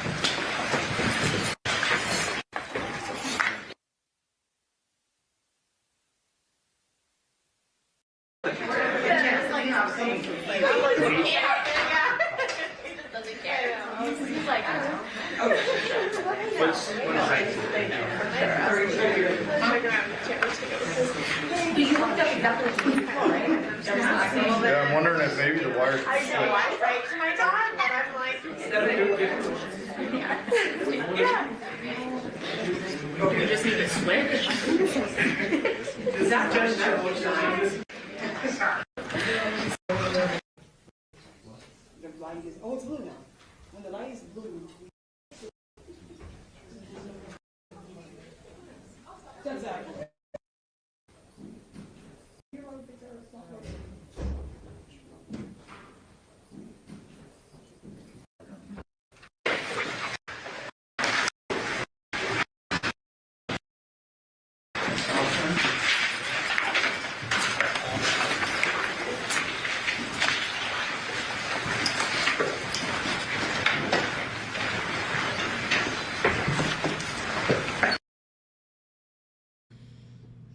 I thought so too, Donnie. I was like, daggone. These people are like just chatting it up.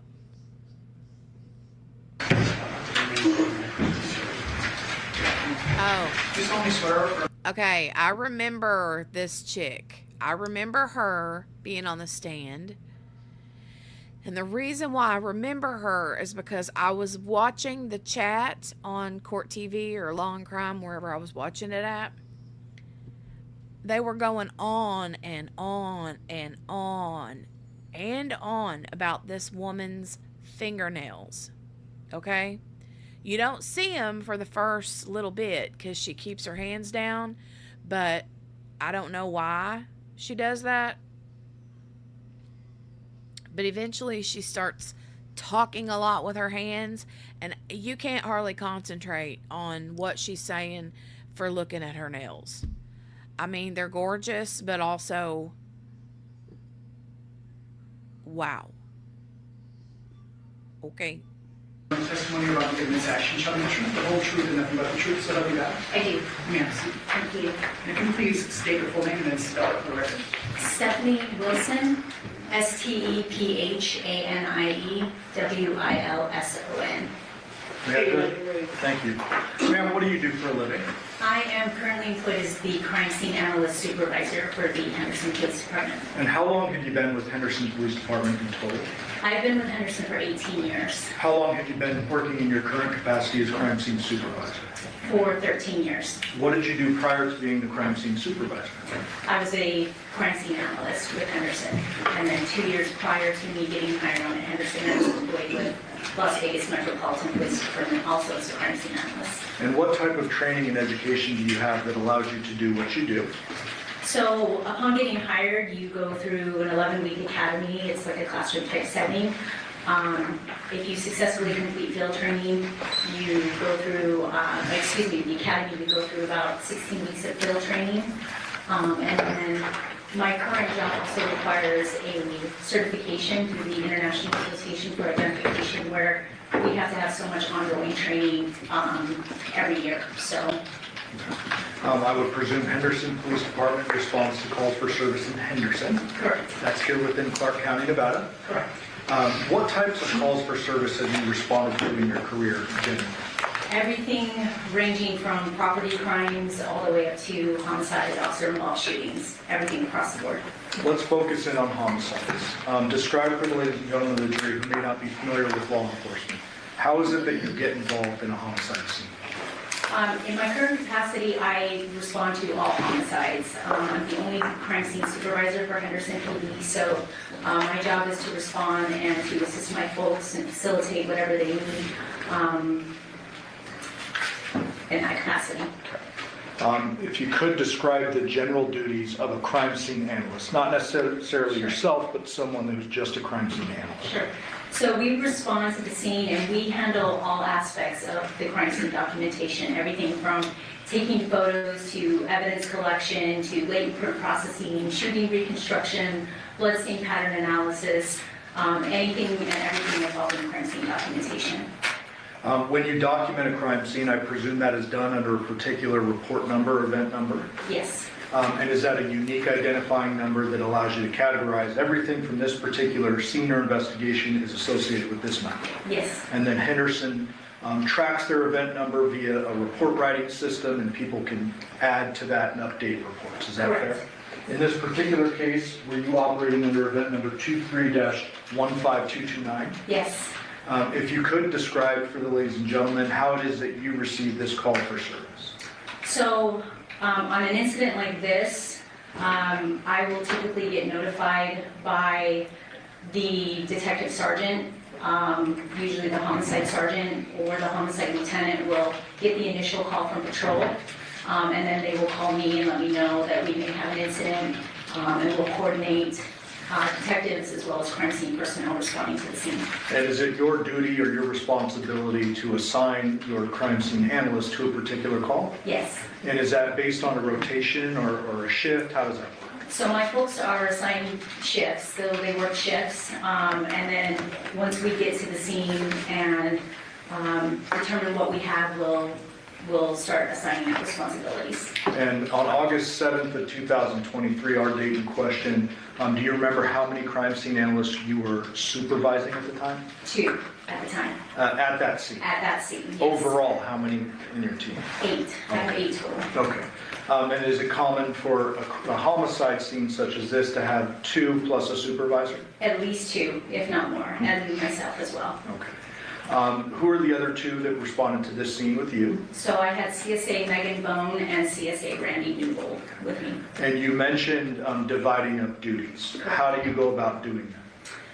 It's usually based on a rotation at some level, workloads, but usually one person is assigned photographs and writing the report, and the other person is assigned evidence and diagramming. And you mentioned processing earlier, like latent print process. Correct. Is that actually something you and your crime scene analysts do hands-on? Yes. Can you describe generally the process of latent print processing and then go into DNA processing? Sure. So latent print processing is really determined on the surface area that we're trying to process. Depending on whatever you're trying to process will determine what type of powders we use. There's multiple different types of powders or techniques we'll utilize, again, depending on that surface. But we will utilize these powders. We will photograph it if needs be, and then using tape, we'll collect the tape, and we'll collect it using the tape, put it on the latent print card. How about DNA processing? So DNA processing is, we'll get there, we'll do a visual inspection. If something looks like it could be blood, we'll photograph it first, and then we will perform a presumptive test to see if it is blood. There's a lot of things that look like blood that are maybe not blood, so we'll perform a presumptive test, and then if it is determined to be blood, we'll document it accordingly and collect a sample. Okay. So the instant case, you responded on August 7th of 2023. Yes. Did you respond to 2698 Paladura? Yes. Obviously within your jurisdiction of Henderson. Correct. And do you remember around what time you responded? We arrived at the scene at roughly about 10 in the morning. When you responded to the scene, did you get a briefing from the folks who were already on scene? We did. From the patrol personnel on scene, we got a briefing. When you received the briefing, well, generally, what is the purpose of getting a briefing? It's just to get all the information we have up until that point. Usually it's just to get report numbers, names, dates of births, details of the calls for service, maybe what patrol or fire observed when they first got there, just kind of your basic preliminary information. Okay. Are there times in which you will receive a briefing and that will guide you in what to focus on, what is normal or abnormal in the scene, etc.? Yes. And so you're receiving this information in order to determine kind of how to approach a scene, etc.? Sure. What was the briefing you received in this case? In this particular case, we received information that the victim had been found by his mother, that he was laying in bed, and that there was a strong odor of chemicals in the area that he was found. We weren't really sure yet what we had. Patrol had advised that they believed that his head was gone, was missing. That is such a rare occasion, or I guess circumstance for us, that we still were a little skeptical going into that. We weren't sure if we were dealing with, you know, a gunshot wound or something like that that could explain that, I guess. So, Well, let me stop you. Just, okay. Are there times in which you've responded to scenes where it may be reported in that way, the head is gone, but it's just severely damaged from a gunshot wound or something like that? Yes. Is that what you're referring to? Yes, that's Like what I'm referring to. A little skeptical? Yes, Didn't really think it was an actual decapitation? correct. Okay. And so you received that information. Do you receive information related to how many people were at the home at the time the body was discovered? Yes, we were told that there were, the victim was in the scene, and then there were 2 other individuals that were in the scene. And were those 2 elderly Asian American folks? Yes. Did you see them when you arrived? Are they still there? We did. We did. They had moved them outside of the house. They were sitting outside the front of the house. And after receiving your briefing, do you essentially go in and do what we refer to as a walkthrough? Yes. What does that mean for the jury? So we go in and we just do a brief walk around the scene and see what we have. We're not starting anything at that point. We're just assessing the scene and what's in the scene and what we need to be cognizant of, and it's just very brief. Okay. Once the walkthrough is done, and I presume a search warrant was authored and issued in the process of this. Yes. And pursuant to that search warrant, a judge authorized you all to go in and do your investigation. Correct. When the walkthrough is going on, are crime scene analysts documenting at that time?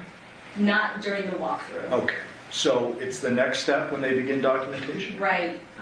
We actually try to limit how many people go through the initial walkthrough, because we want to try to minimize any type of contamination, if at all possible. So not everyone necessarily does the walkthrough, but yes, once the search warrant is signed and we're authorized to go in at that point, I send in one person, usually that person taking photos, and they go in by themselves, so that we're minimizing any contamination, and they photograph the entire scene. And you bring up a good point. Is it common on homicide scenes for first responders to have gone into the scene before your arrival? Yes. And first responders could be patrol officers and or fire department paramedics, etc. That's what happens most of the time, yes. I would presume their goal is life-saving measures initially. Absolutely. Your goal is a little different. Once it's clear that life is not being saved, you're then trying to limit access. Correct. But you're certainly not going to limit someone going in to try to save somebody's life. Correct. Okay. And in this case, you mentioned that the duties were divided up a bit. Yes. Did you say who was doing photography? CSA Megan Bone. Okay. And is there typically what's referred to as a crime scene diagram authored? Yes. Who did that in this case? So in this particular case, we had actually just gotten a new piece of equipment. We had just gotten a scanner. It's like a 3D scanner. So I actually did the scans of the scene, and it just generates point cloud data of the scene. And Megan was able to take that data and put it into this computerized diagram. May I approach? Yes. Showing state 16, you recognize that? Yes. What does that appear to be? That is the diagram of the scene. And who is the admission of that? No objection to that? No objection. May I publish? Yes. Thank you. Showing the jury 16.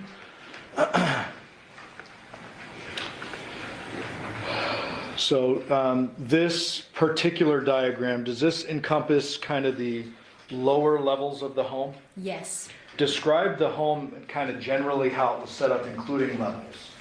So when you initially walk through the front door of the residence, I would consider that maybe a lower level. You walk in the front door into this formal living room. From there, there's like a couple of steps that lead up into that formal dining room and kitchen area.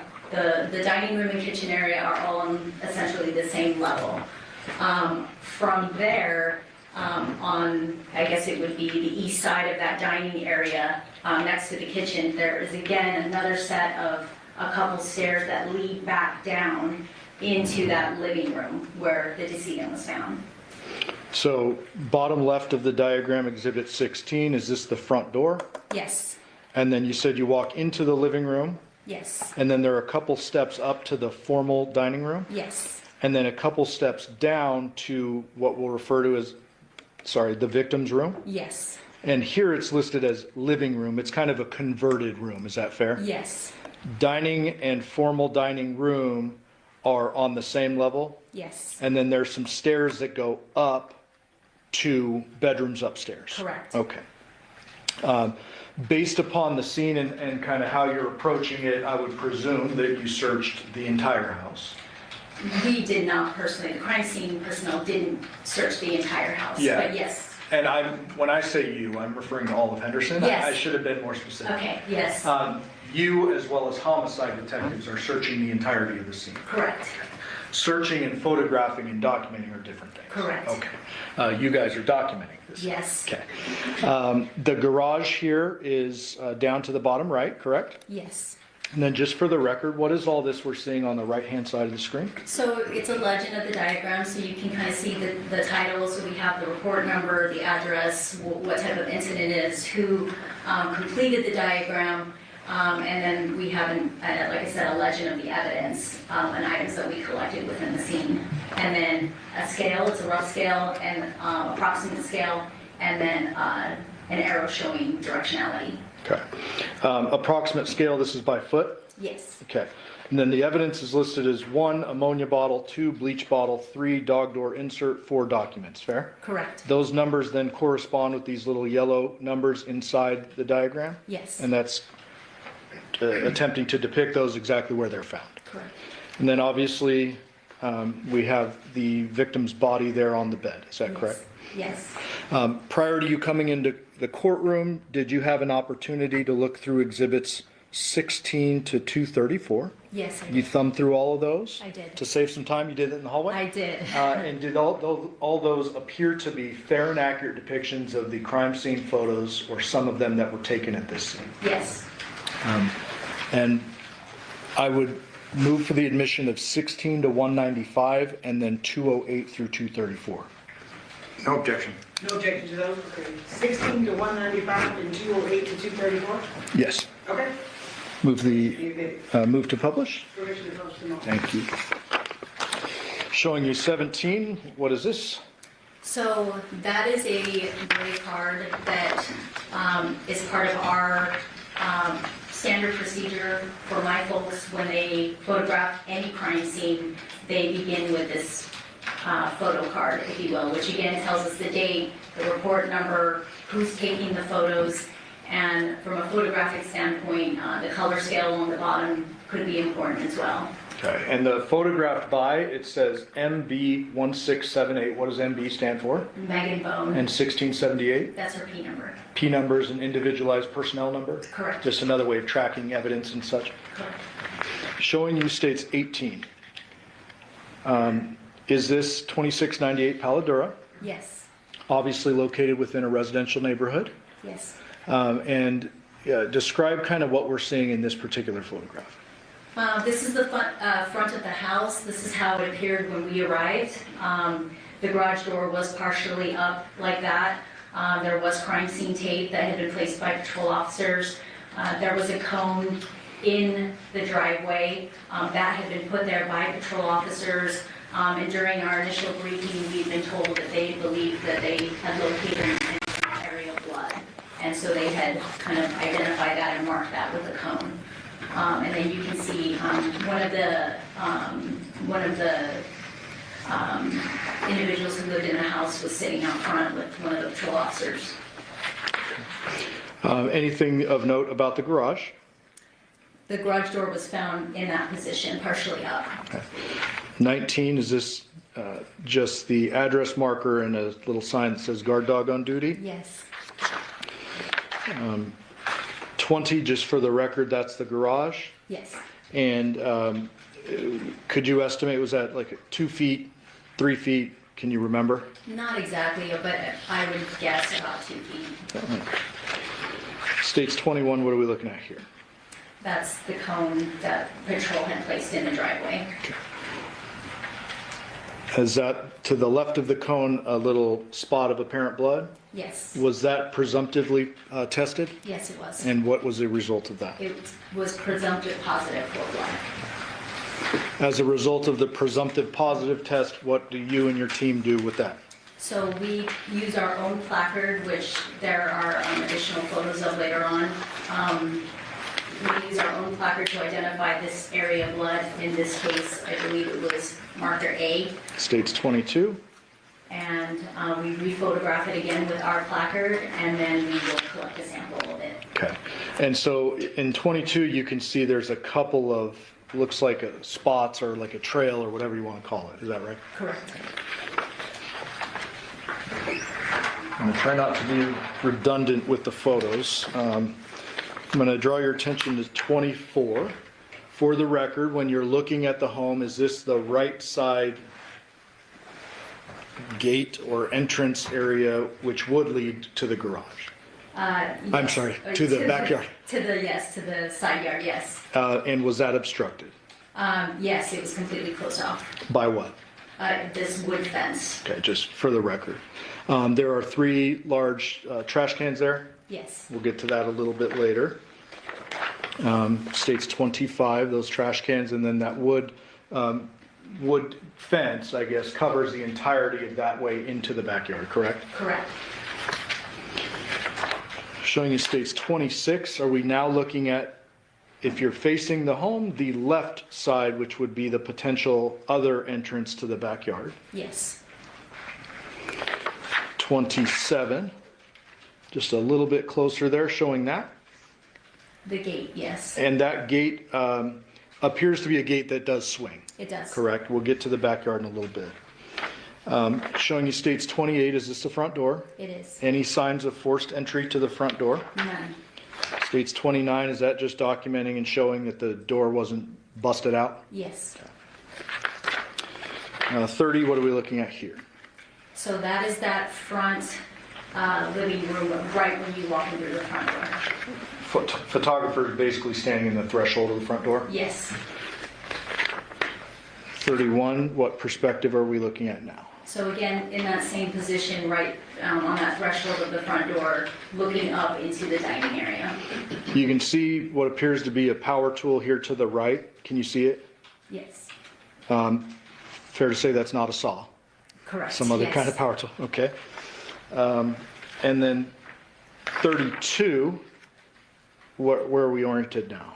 We're in that same living room, or we're in that same living room, just standing just to the side of the front door. And you can see the stairs going up to the second floor. Okay, so these on the right-hand side are the stairs you referred to going up to kind of the living area, and then to the right, that goes up to the upper level. Correct.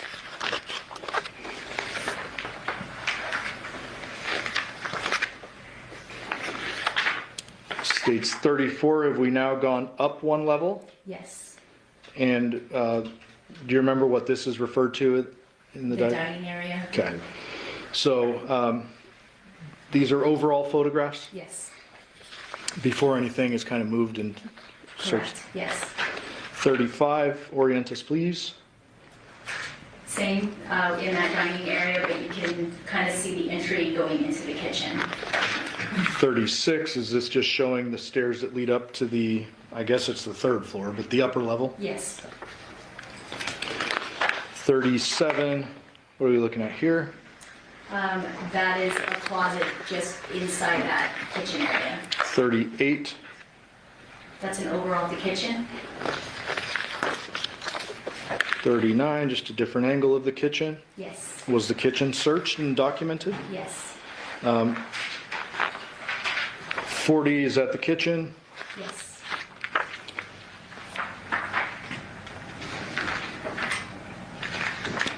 '43, start opening cabinets and you and your team are searching through everything? Yes. 44, I'm sorry, 44. Oops. Zoom back out. Still in the kitchen, opened up the dishwasher? Yes. Nothing of evidentiary value or note in there? No. And I won't go through all these, but I mean, you're opening these cabinets and going through pretty much everything, right? Correct. 46, knife drawer? Yes. In here, we have kind of your common steak knives and butter knives over here. Is that fair? Yes.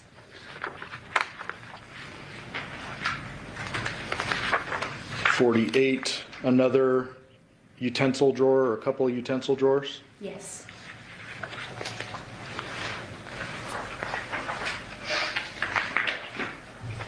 And there are several other drawers, cabinets that are photographed in the kitchen. Is that right?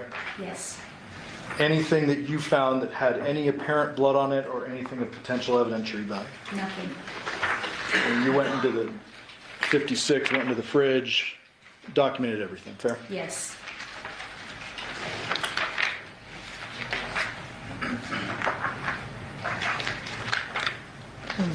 Focus in on 61. What is this here? That is one of 2 trash cans that were located in that kitchen area. And that trash can was searched? Yes. Anything of potential evidentiary value? No. Random question for you. Did you find any engagement ring or any type of ring in the trash? No. In any trash can? No. States 63. What are we looking at here? That is the adjacent dining area to the kitchen. Okay. And Hey, Ween baby. Good to see you. Hi. so in the background, you can see an entrance to a room. Where is that going?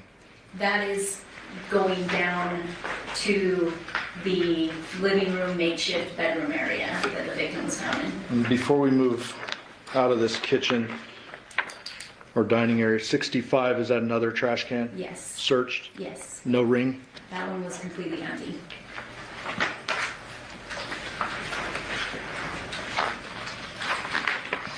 .67, what are we looking at here? So that is standing right on, in the dining area, right before those steps leading down into, again, the living area, makeshift bedroom area. And just for the record, there is no door that enters into this room, No. correct? There is what appears to be a flag and or a bed sheet that kind of doubles, I guess, as a door or block. Yes. 68. So this isn't a basic overall, we're starting to get into the overalls of that living area, again, bedroom, makeshift bedroom area. 69, same room, just different perspective. Yes. 70, same room, different perspective. Yes. Now we're finally seeing the bed for the first time. Yes, That's kind of tucked around the corner there, is that correct? that's correct. 71. So what does this hallway lead to here? So that hallway leads to a bathroom and the laundry room that connects to the garage. Okay.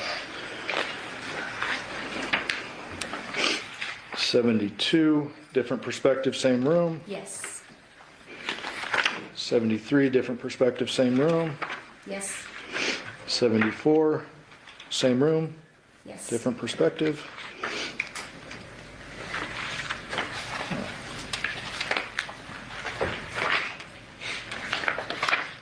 .78, what are we looking at here?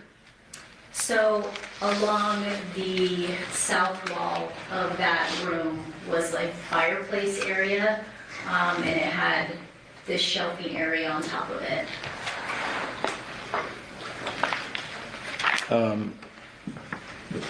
A fireplace area, but it appeared it's blocked off. Yes. Right, it's kind of doubling as shelves. Correct, yes.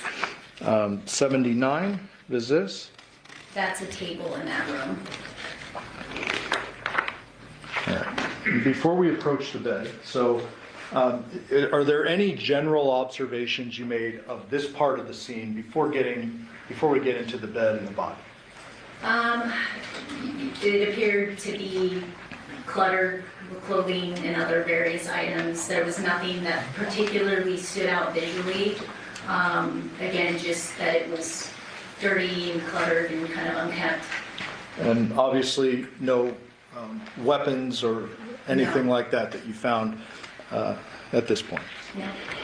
So states 80, we're kind of shifting over to the bed here. What are we looking at? A shoe, some socks, some random clothing items. one of those random clothing items is some black boxers. Yes, Okay. And you got a shoe, some socks, and some wires, correct? correct. Showing you now states 81. Just please, for the record, orient us. So we're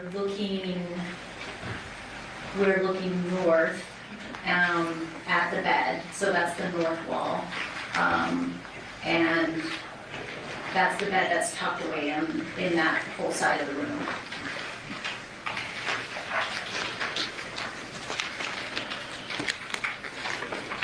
'82, what portion of the bed are we looking at here? That's the headboard of that bed. And you're documenting kind of the gap in between the headboard and the bed? Yes. And 83, getting a little closer to the bed here. Yes. 84, now we're at the foot of the bed? Correct. Did you find anything of potential evidentiary value, flip that, down near the foot of the bed? That's where we started seeing what appeared to be blood. Okay. Towards the foot of the bed. And I do have photos later that show your markers, but do you remember where that particular blood was? Right on the foot portion of that bed, that wood frame of the bed, we started seeing like our first drops of blood. Okay. We're getting a weird glare here, so let me see if we can. And some on the carpeting.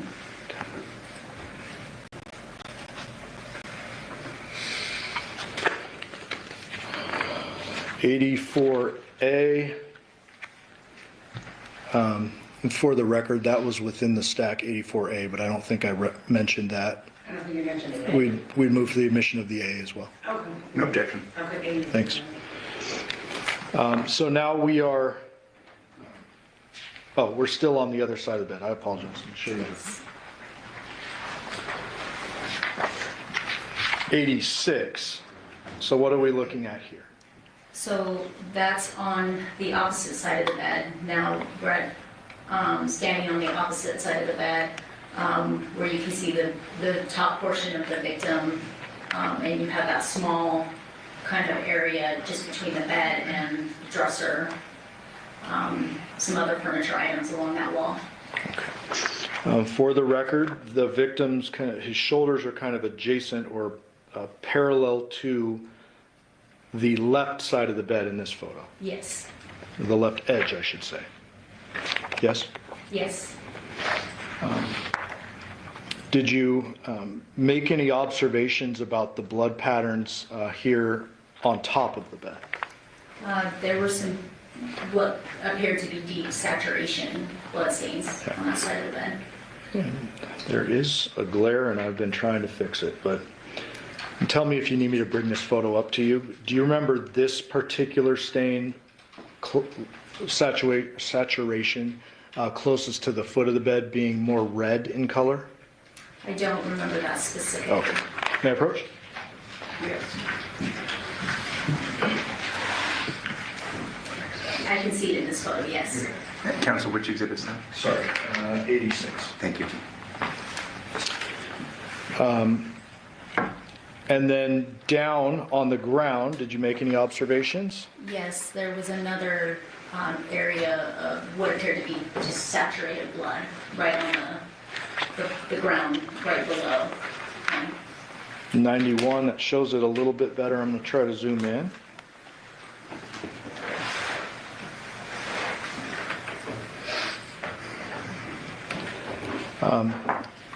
The larger stain on the ground, is that an area you would refer to as a saturation point? Yes. And then there's another lighter spot above that, correct? Correct. Just tell me kind of what your observations were related to this blood and the positioning of the victim. So that was right below where the victim's head would have been. Clearly that's where we saw the bloodletting injury, if you will, occurring. So that's where carpet is a little difficult, but those were saturation stains. So it was just blood that had pooled and saturated in those areas right below where he was at. Showing you 92. Is this that same stain, just a different perspective? Yes. Do you see areas of kind of displacement or like odd patterning here? It's difficult to determine that, but to determine like clean borders, but Sure. yes. Sure.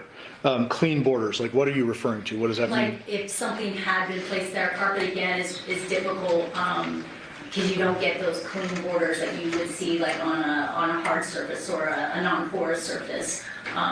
Carpet is a little more difficult, but yes, like you can, I guess, see the outline of where the stain ends. On the right side of the stain, it looks like there's almost a straight line. You see that? Yes. Okay. I would presume your photographer got a little closer and took several photographs of this area as well as the victim's shoulders. Yes. Showing you now 93. This is a little bit better photo of the patterning here on the bed. Is that right? Yes. Did you make any deductions or observations related to the amount of blood, the positioning of the blood, etc.? We didn't at that time, no. We just clearly observed and documented that this just was a very large saturation blood stain.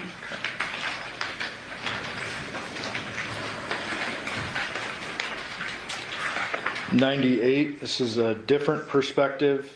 Oops. What are we looking at here? So that is the upper portion of the victim, again, void of his head. And just for the record, is there a substantial amount of blood on top of a blue and white comforter? Yes. And then what is this item right here? That's a large pillow that was underneath the top portion of the victim's torso. States 101, different perspective of the area where his head should be, correct? Correct. Did you make any observations about the color, or, I guess, texture or anything about the blood? Yes, the blood appeared black, just dark, extremely dark, atypical of what we usually see. And I should have asked you earlier, did you smell anything while you were in the scene? It was overwhelmingly, the chemical smell was overwhelming, burning our eyes, burning our nostrils. It was overpowering the chemical smell that was coming specifically from this area. That smell was present throughout this room, but the closer you got to this area of the victim, when you walked around the foot of the bed and came towards this area, it was overpowering. I'll show you one more. States 100. For the record, kind of the same perspective, but it shows a little bit of the pooling over here as well. Yes. And ma'am, did you make any general deductions related to where this person was decapitated? We felt like it was done right there. Why do you say that? I mean, there wasn't any signs of a struggle. There wasn't any signs that he had been moved. There wasn't, if anything, we hypothesized whether or not he'd been rolled from back to front, but that was the extent of the movement that we felt that he had gone through. That there was no movement outside of that. Okay, and so rolled from the spot that is pretty apparent down a little closer to the foot of the bed? Correct. Either rolled or, again, something that had blood on it had been placed there that caused that saturation stain. But as far as him himself, we didn't feel like there was any movement or very little movement. Now I have a personal question for you. How tall are you? 5'2". You are a petite woman, we can all see. Did it appear to you that his body was the size where someone like you could roll him over? Sure, yeah. The documentation doesn't end here, correct? Correct. Eventually the sheets and stuff are kind of peeled off onion-like layers, right? Yes.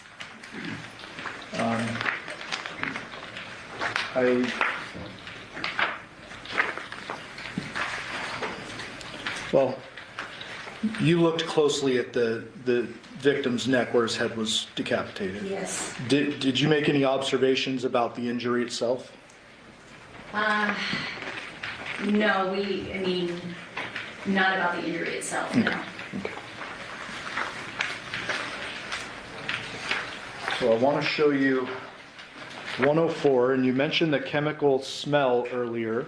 Did you observe any injuries to the body that may have been consistent with some kind of burning of chemicals? Yes, he was covered in what appeared to be almost like blisters, or I guess burn or chemical burns throughout his body.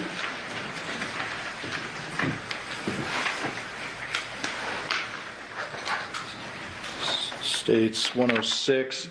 Is that an angle of the backside of his left shoulder? Yes. And left inner arm? Yes. And are these some of the blistery kind of burn-like marks you're seeing? Yes. And many of those are documented closer. I won't go through all of them, but they're documented closer, correct? Yes. Moving away from the body now to 109, what are we looking at? That is looking down that short hallway leading towards, again, there's a hallway bathroom off to the right, and then you can see the laundry room and that door that leads out to the garage. 110. What are we looking at there?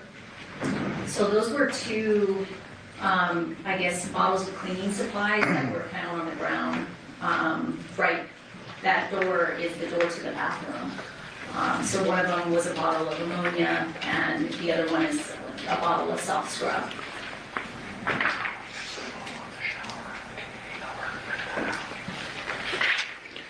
States 111, where are we looking here? That's looking into the bathroom, that hallway bathroom. And that's all documented as well? Yes. States 112, what are we looking at here? That's a picture of the vanity in that bathroom. Including the sink and the toilet? Yes. And then we're trying to get a photo of the shower printed, but that's all looked at and documented. Yes. Did you observe any signs of blood in the bathroom area? No, we did not. Had you would have swabbed it and taken it, I presume? Yes.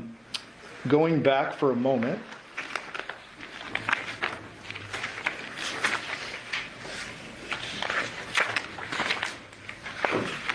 To states 100. Would you agree with me that the blood in this area is generally focused where his head should be, and then at the bottom of the, or I guess the foot of the bed and the ground? Yes. Directly underneath? Yes. Have you responded to crime scenes involving gunshot wounds? Yes. Any estimate, thousands, hundreds? Hundreds. Okay. Have you responded to scenes involving stab wounds? Yes. And is it common to observe blood kind of less focused in one area in those types of scenes? Can you explain that?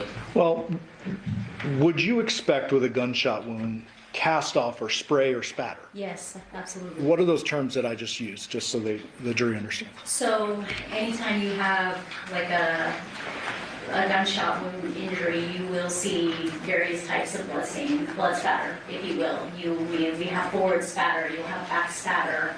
For injuries involving like sharp objects like stabbings, a lot of times you'll see cast-off patterns, things like that. So there's all different various types of blood spatter depending on what type of injuries or implements cause those injuries. Sure. And if an injury occurs while a person is alive, it's probably more likely that their arteries are pumping and their veins are pumping. Absolutely. If an injury occurs that's not, if a decapitation occurs post-mortem, there's not going to be spurting, correct? Correct. And I should ask the general question, did you observe any spatter, cast off, or anything on the walls? No. On the headboard? No. On the ceiling? No. On the, anything else that's kind of cluttered around the No. body?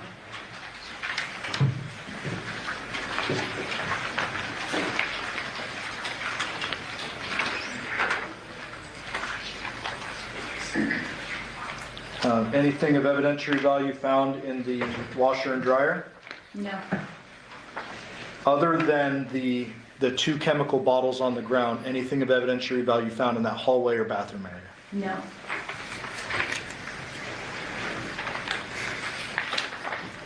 $119. Is this the door, the garage door? Yes. And I guess, what perspective are we looking at this at? So you're inside the garage. Okay, so we passed through that hallway, past the bathroom, into Right. 120, what are we looking at here? That's an overall inside the garage.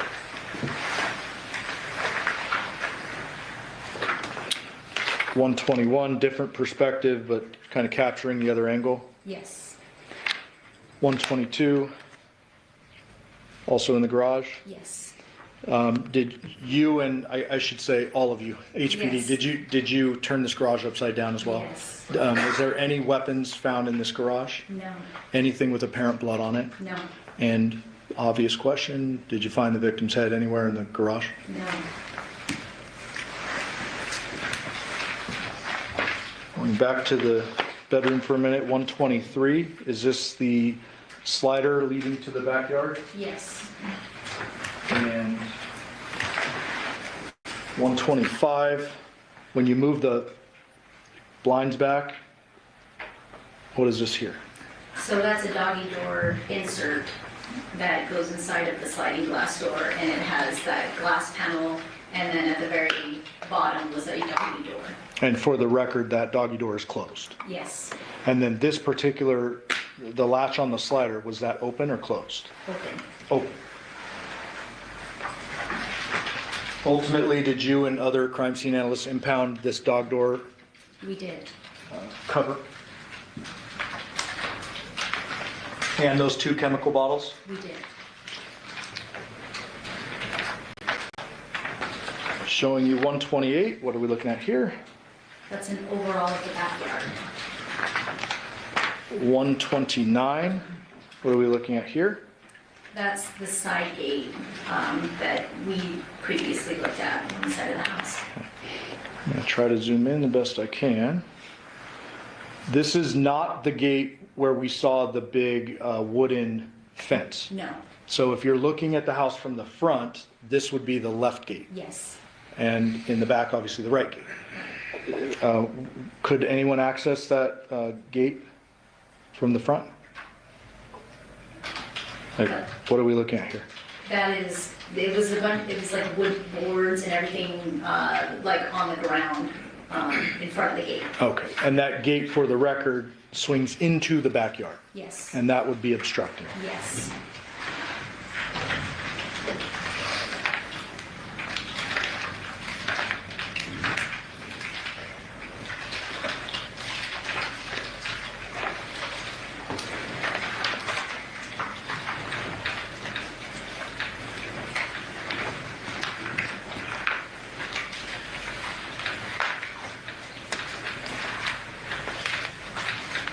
And actually,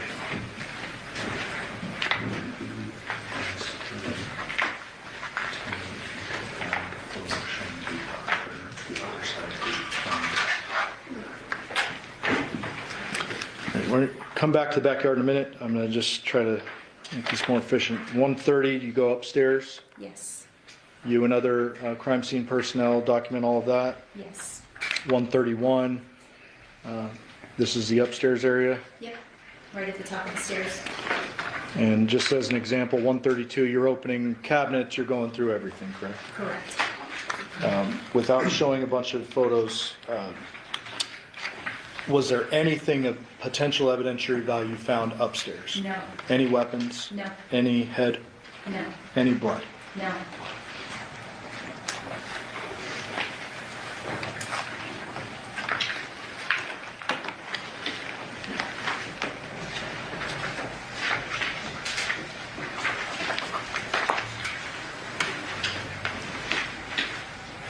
Showing you 138.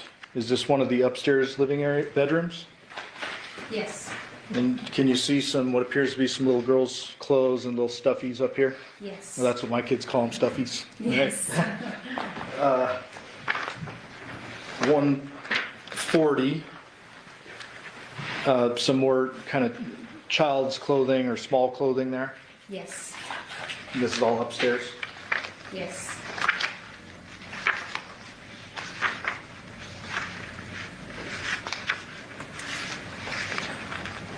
145, this bathroom door appears to be painted pink. Yes. Did you find it?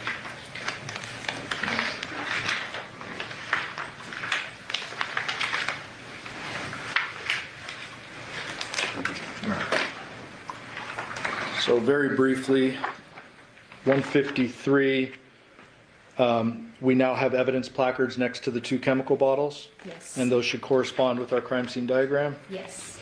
Evidence placard 1 states 155, the ammonia bottle.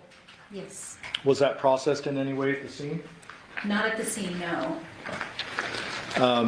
For the record, 156, that's just showing the other side of the bottle to see how much is left in there.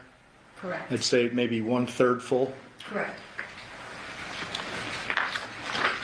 And did I say, is that the ammonia bottle? Yes. Okay, and then 154, the other bottle appears to be soft scrub bleach. Yes. When you say not processed at the scene, what do you mean? So we collected it with the intent of bringing it back to the station to have our forensic evidence lab technician process it in the lab.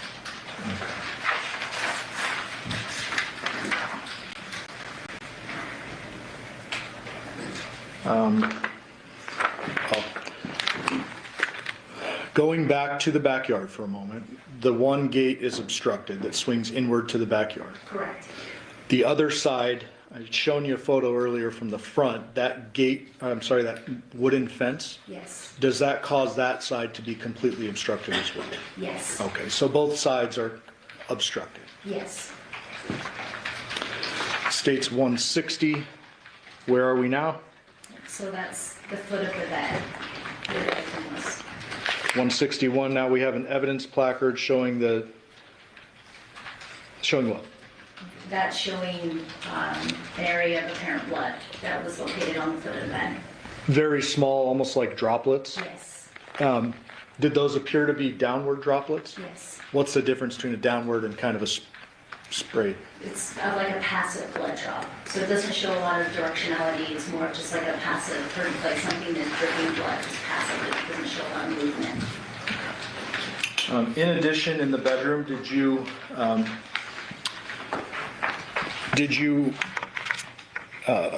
and other crime scene analysts locate a bunch of writings, pink writing? Yes. Were those accessed and then ultimately photographed page by page? Yes.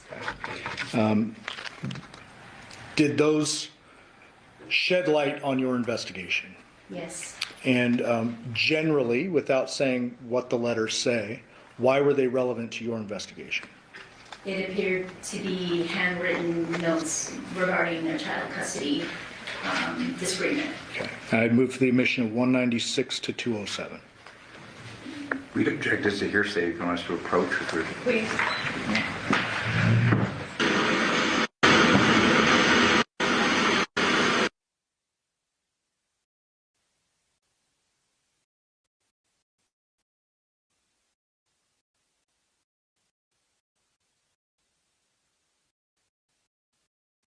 Stop for the day, and then we'll do this, and then we'll pick back up tomorrow. Can you approach me, please?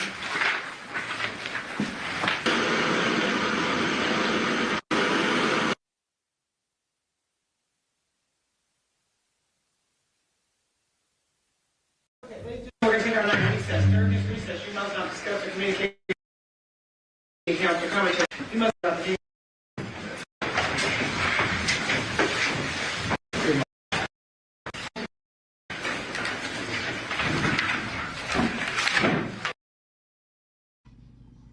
All right, so they recess for the day.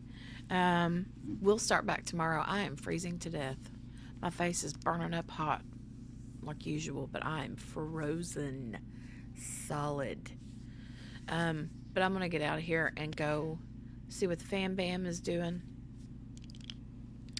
And we'll come back tomorrow. Tomorrow. We'll start back tomorrow with this again. Yeah. Super interesting. Super creepy, too. Super creepy. Well, thanks, guys, for joining me. I appreciate it. I will see you back tomorrow. Not sure what time yet.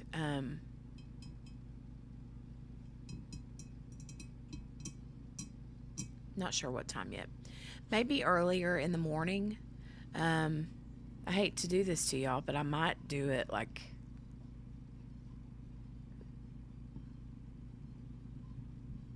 might start like